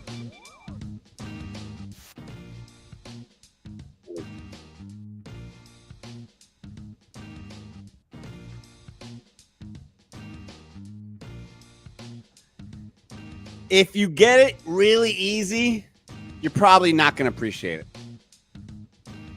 It's just true. Had a lot of things given to me, and later on I realized, I didn't really appreciate that. I have been obsessed with movies my entire life, from as long as I can literally remember.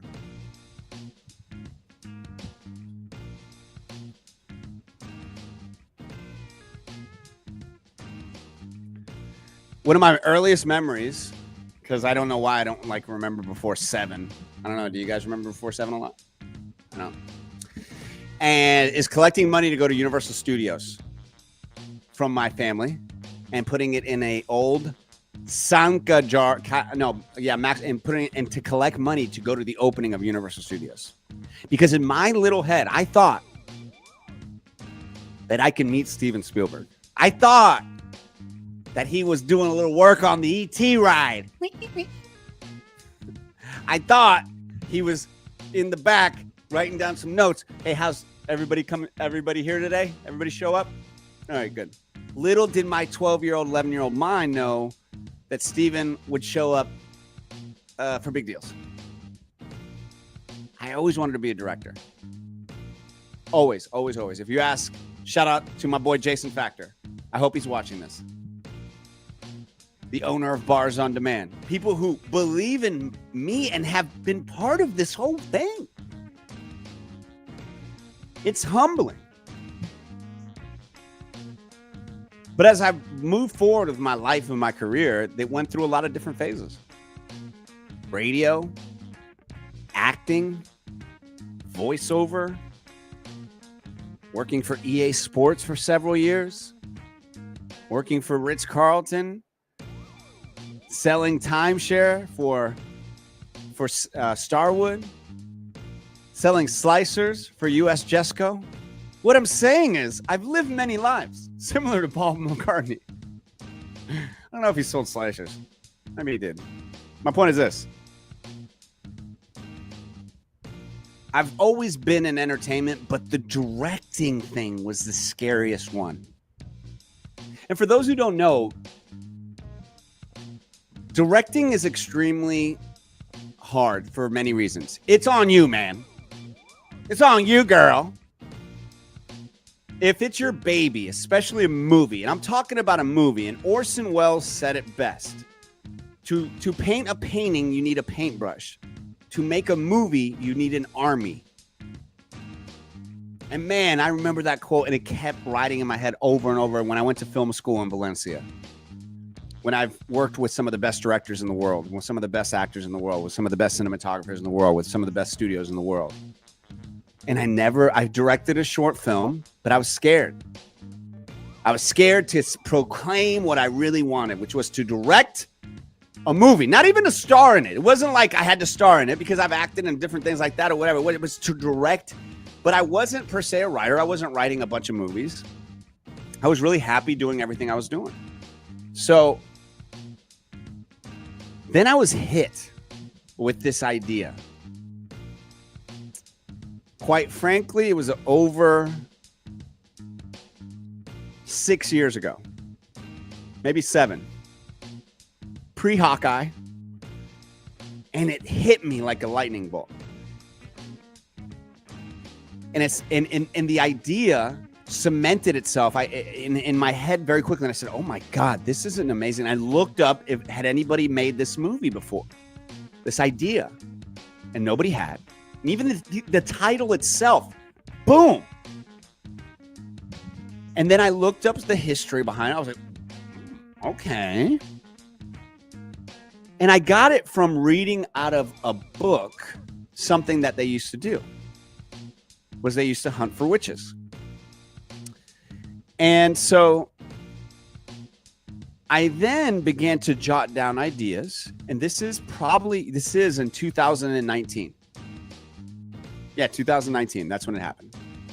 It's 2025, by the way, for those transcribing this in history books later. And so I booked Hawkeye, and I was going to try and write it then, but I couldn't. I was acting. I was busy. I was acting ever in my life, and thank God for it. Then I got back on the radio show that I used to work on, and I started to kind of work on it. And then really after meeting a couple of indie filmmakers, some that were spectacular, and some that, quite frankly, should never pick up a camera.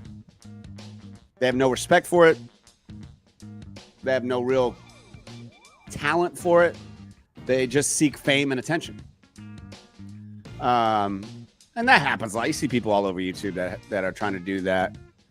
They don't care about the art of cinema. And I know it sounds so pretentious to say, but I do.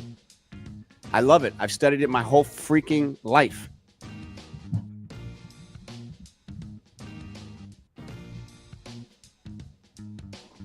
I'm trying to make a Spielberg level type movie. I want to be a billionaire like Spielberg. There, I said it.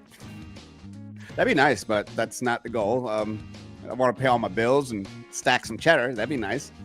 But right now, I'm just trying to make a badass movie. And how do I do that? Well, it started with creating studios, which is To the Top Studios. Okay. And with To the Top Studios, boom. Okay, now we got to make stuff.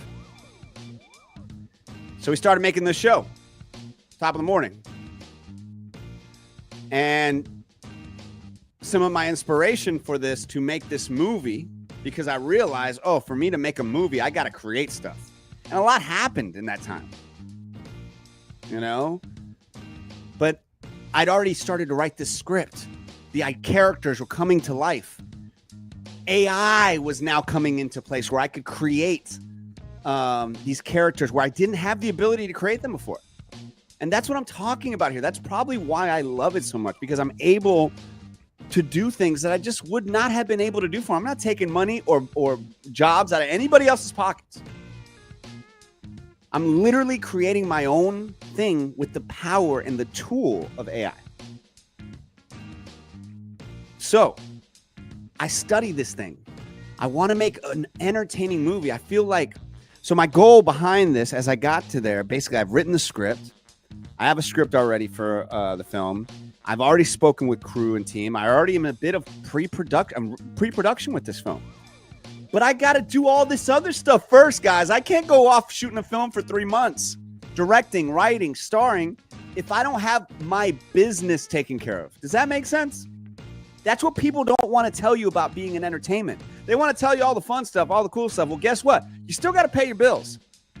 You still got a family. You want to be super selfish? Oh, people are always like, well, just go to LA, man. Live in an apartment. That's selfish. I'm not that. I love my life. I'm trying to do this my own way. So if you're watching this right now, you're commenting right now, you're super chatting right now, you're a member right now, you're helping me. You're helping us. You're going to be a part of this movie, not figuratively. Literally. I'm doing it. So, you'll be my shark operator, Aaron? I love it. So here we go. I got to. So I'm not going to go too much more into detail of what the film is about. I will do that next week. Okay? We good with that? But I'm going to show you something. I'm going to show you the movie poster. And I'm going to show you, Sammy boy, I showed you earlier because you're my dude, right? Hold on a second. Let me pop you up here. Don't, you know how I like real reactions, good reactions. It better not be, it's okay. Here we go, Sammy. What were your thoughts on it? Of course, this mic is not working. I can't hear you, buddy.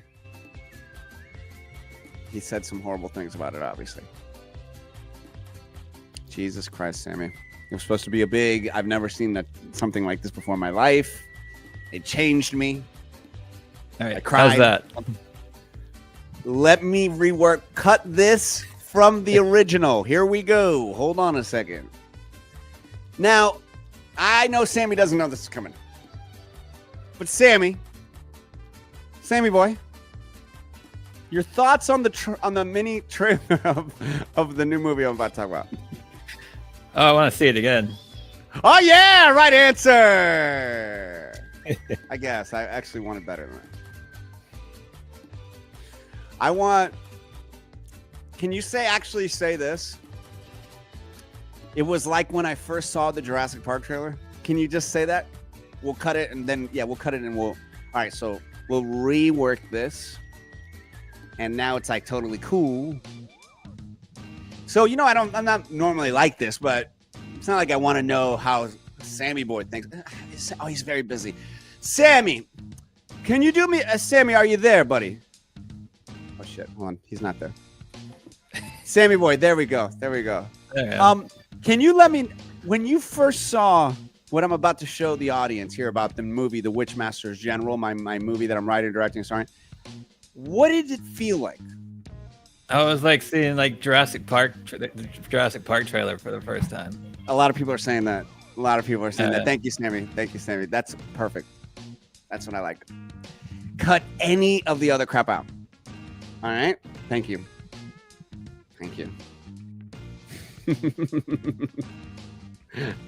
I like turtles. I will need assistant. He nailed it. No, he nailed it that time, podcast. He did. The first one,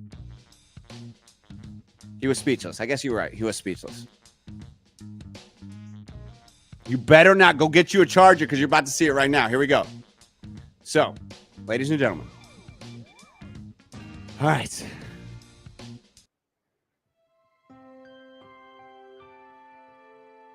In a world where people, I'm going to make this movie, guys. And I'm putting it out there for accountability. I'm putting it out there so that every week I can work towards my goal.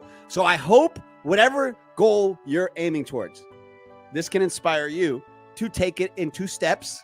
And every week we do something collectively. You share with me what you're working on during this time. Hey, what I'm working on this. Because you can't do it all at one time. You get overwhelmed. And making a movie would overwhelm me if I tried to do it now. It has to be the right time. The show has to be popping. The studios have to be good. And then we can make the movie. But I'm all in the midst of it right now. I'm getting the team together. And this right here is what I'm going to show a lot of people to get them excited. And I hope you like it too. Ladies and gentlemen, allow me to play this and remove myself. Here we go. I got to take off this music because that would kill me if I would. All right, here we go. Sammy boy, take off the banner, please.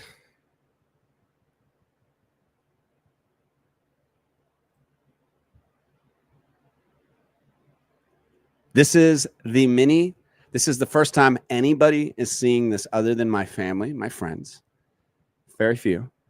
And it's the beginning of what I think will be an awesome movie that people will love. So I hope you just enjoy this little thing I put together for you. And I'm going to bow.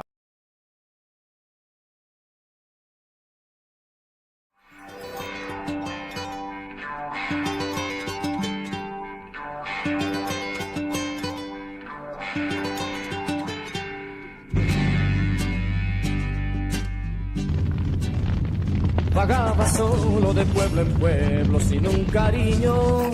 I started killing every witch I could find.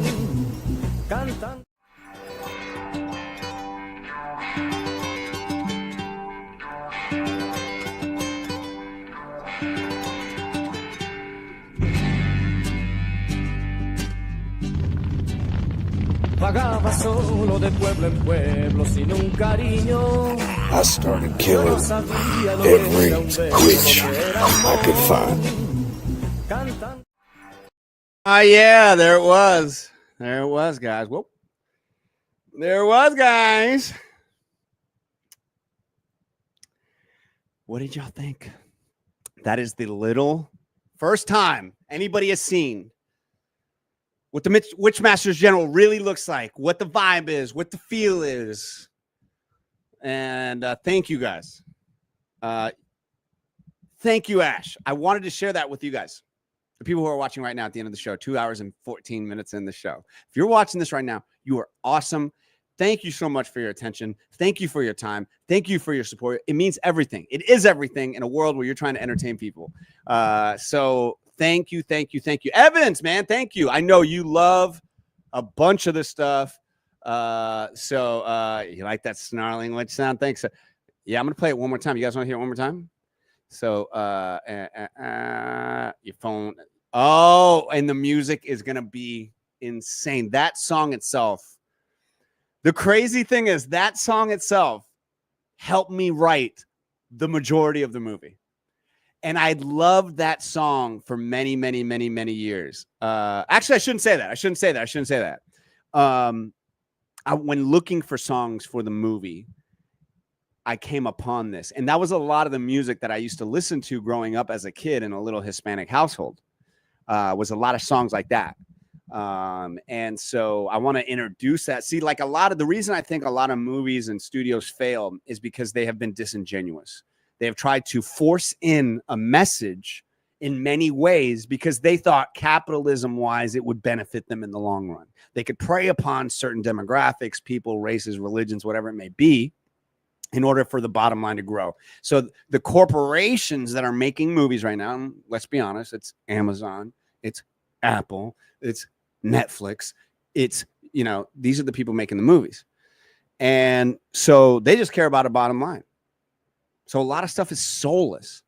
And so people get confused by diversity and equity and equality in movies. And look, if you have a problem with somebody writing a movie about a strong black hero, female, and the story's truthful and the person's writing it and they're not saying you need to do this and man, go for it, right? Go for it. What I have a problem with is a corporation getting together in their boardroom and they approve. What's that story on?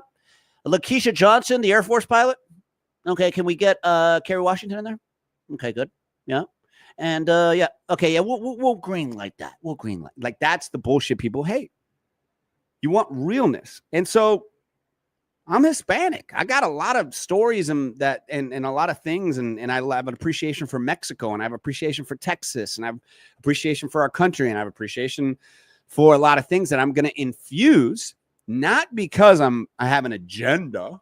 Hey, you didn't know, because I just think it'll be great for the film. And then places like, and people and things get the proper attention. I think Sinners is a perfect example. And I'm so glad Sinners did well, because I was seeing how that was going to do. And it did really great. And Sinners is a perfect example. Ryan Coogler, Michael B. Jordan, passion project, had this idea, blues, Mississippi, covered racial things, covered music, covered vampires, covered all these different genre bending things. Because this movie, The Witchmaster's General, is a genre bending film. And you know what? I need to put in there. I'm going to put up there my image because it deserves to be up there. So I've also created a genre bending film. And that is the poster right there. I gotta get that up there. Boom, boom, boom, boom. That's right, folks. The Witchmaster's General. And it is going to be out in 2027.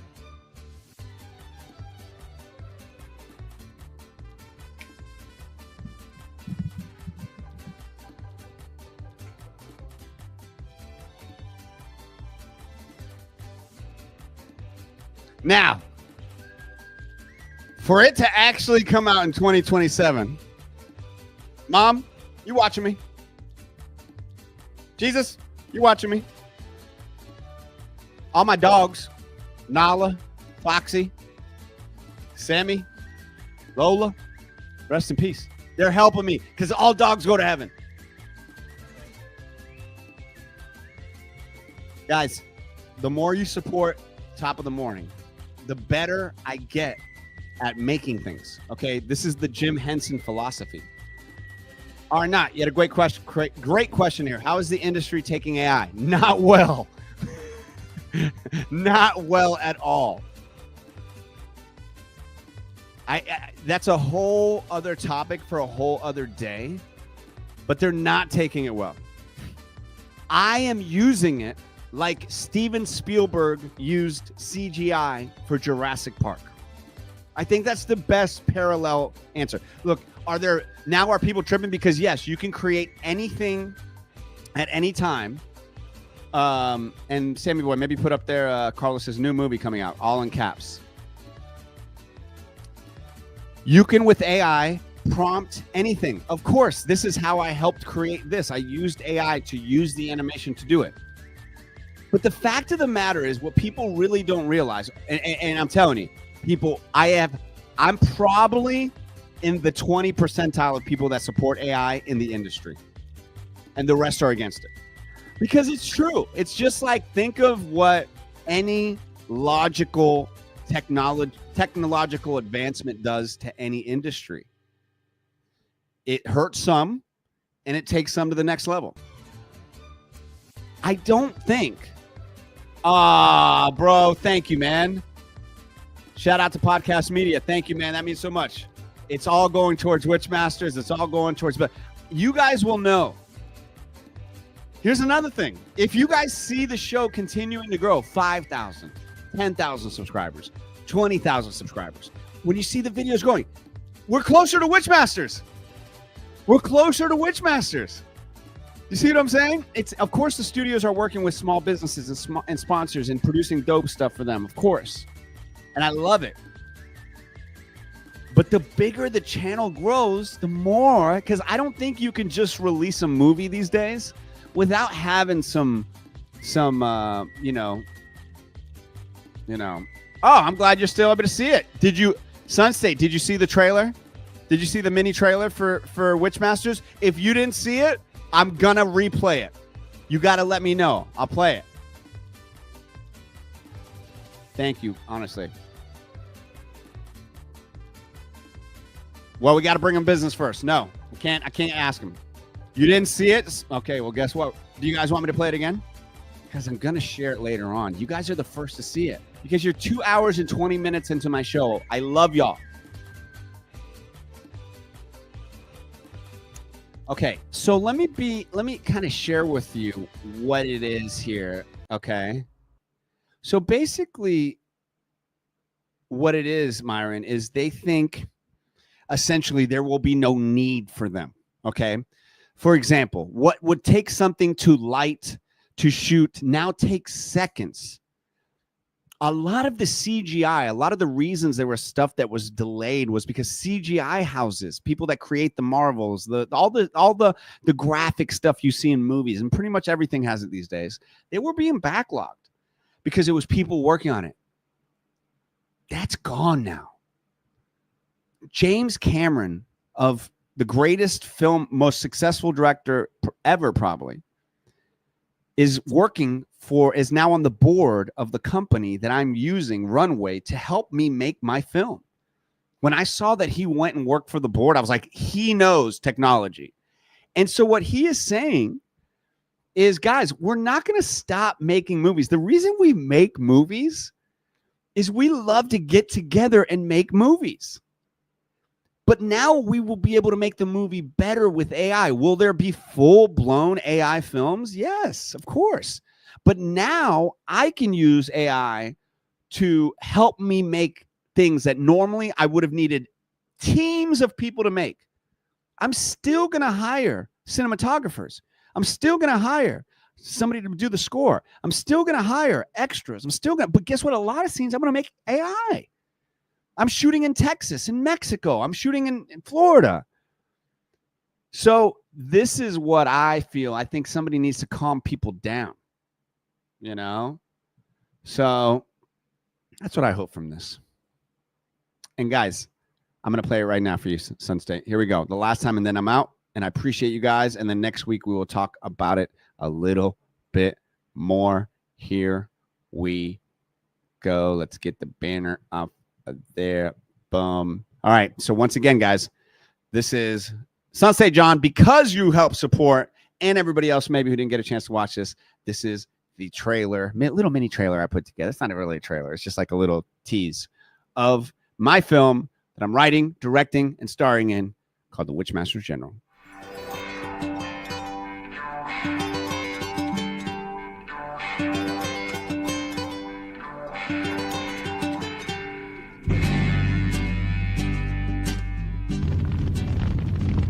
Vagaba solo de pueblo en pueblo sin un cariño. I started killing every witch I could find. So, for example, I didn't type into any prompt. Make me a Witchmasters thing and have it do this. And no. There's about, I don't know, 8 different pieces of video there. There's animation, there's Canva, there's JPEGs, there's MP4s, there's 4K, there's literal me doing I'm using 9 different softwares to make that happen. So guess how many I could have used before to have done that? I wouldn't have. I didn't know how to animate before this. Now I'm animating in my own way. You see what I'm saying? You can do this too. Don't be scared of AI. Figure out how to maximize it for you, your life, and your family, and stop being afraid. It's like people are like, computers are going to replace people. Typewriters, it was paper and it was ink. We could see it. You know, so thanks, Sensei. Dude, and you look like a cowboy. Guess what? I'm going to need a lot of cowboys. So you can be perched up, drinking some sarsaparillas as a cowboy. Myron, yeah, dude. It's like, once again, and nobody's really saying this. I think it's just going to be a very, very, very simple thing. Yes, Crystal. And that has kind of come into play recently. That element of it has, and that's the beauty. I was talking with Jason, a buddy I talk about with film with. He just knows so much about film, and I love talking with him. And I was talking deep about this film, about how, and I'm not going to go into details about this part yet, but how the places, how the movie is coming into place so beautifully. All these little elements of it. And the Encanto thing has kind of been a part of, I'll tell you what I use for video is Runway Gen 4. Which is this is a software, Runway Gen 4. And then I use for audio, I use 11 Labs. And then for, Canva, I don't really use the AI function in Canva. I just use that to, for example, this piece here was created using, here's another one. So for real detailed pinpointing things, I use another AI software called Artflow, and that's actually where I have me loaded in. I loaded in not thousands, but a lot of images of me, and so that's how I'm actually able to create that's me, and so the character is WG, and so how I'm able to get my face in there. I made that in Canva. So I didn't make everything in Canva there. I actually, imported a lot of different things and brought different things in, and really that's why you want to know. That's why I tell kids all the time: know software, know how to do things. This is just going to be so beneficial in your life. I do have some affiliate links, Crystal. So on that message back, I'll get to you. I do have like straight up ones, and then I use Ideogram for and by the way, Runway Gen 4 is not only for video, it's also for photos as well. And I love this poster, man. I love this. Is a long time coming, guys. This took it is kind of complicated. You know what? I'm kind of saying, oh, it's easy, but it's actually, there was a lot of stuff. I'm not a coder. Like that stuff, that stuff really never spoke to me, coding. AI speaks to me clearly. It's just something that speaks to me very clearly. And so I know, Sam, I know, and you're going to be a better coder with it. Check out Runways. And they just did a new update. So it's kind of funny how things go, because they did a new update and they look like ChatGPT. It looks like ChatGPT now. Essentially what everybody is trying. So before with Runway, with this video imaging software that would create and do essentially this, right? So what I use Runway Gen 4.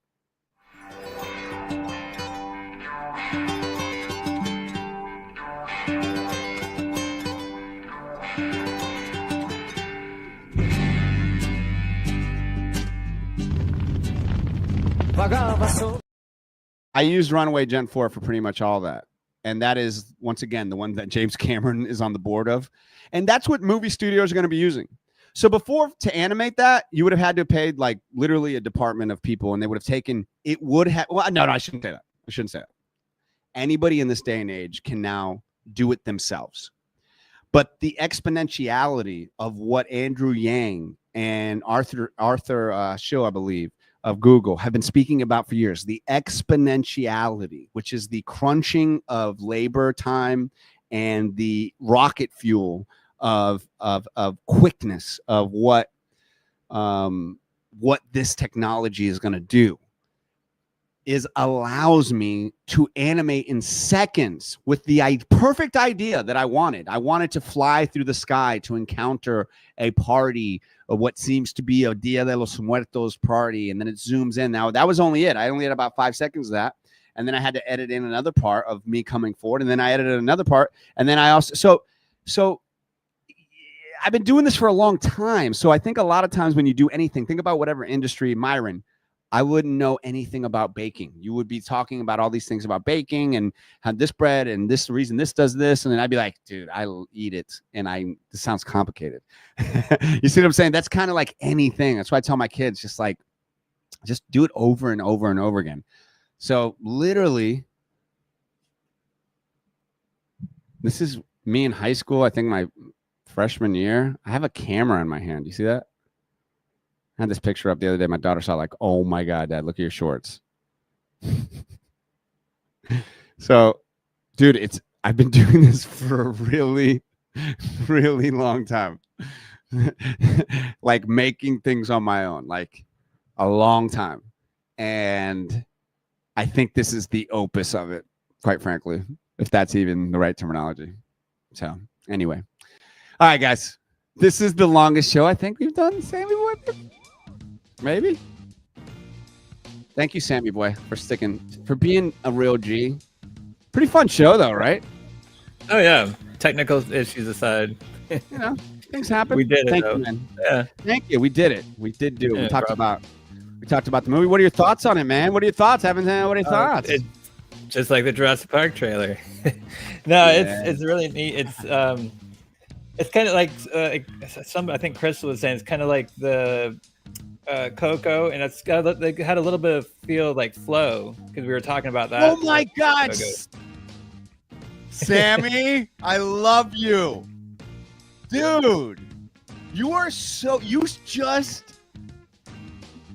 That warmed my heart. You just warmed my freaking heart, because I was literally said Flow and Coco, didn't realize they both rhymed, but they really just gave me what I think is the final little piece to it. Oh yeah, literally with the ending of Flow and Coco, quite honestly. And I recently saw Coco with my daughter and my family. We watched it again. It's so good. My God, I cannot. Yeah. When that gets to the grandma part, I am crying hard like Mel Gibson in Braveheart. Right. You know, so wow. Sammy, you know me, buddy. You're doing a great job. I appreciate you. Thank you. I know we're doing a lot of different things, and I hope to really give you a fat paycheck. I'm reverse Scrooging you, okay? I don't even know what that means, but I'm like actively like one day, chap, when all our sponsors get there, we'll be able to pay you even more. But right now, we're doing what we can. I appreciate you. Oh, yeah. Julie, I appreciate you a lot. Sunset, have you seen Coco the movie? You should see it. Your dog is cute. Yeah, man. You got to really love making the stuff to be a director. Like, I can't wait to make this movie. Podcast. You, your daughter, come down. When we're making the movie, you be a cowboy and a cowgirl, okay? Crystal, once again, thank you for all the help. Thank you for all the support. To all our sponsors. I love y'all. I can't wait. Tea time. Are you ready for some Witchmasters? I cannot wait, Carlton. It looks fantastic. I love the Coco and the Flow vibe. I think that's so great. That's everything about it. It's so great. It is so great, guys. I love y'all. I appreciate y'all. What a show we had. Please like, subscribe, become a member, all that good stuff. I appreciate y'all. I love y'all. And I do know one thing. Today will be a great day. To the top. Never stop.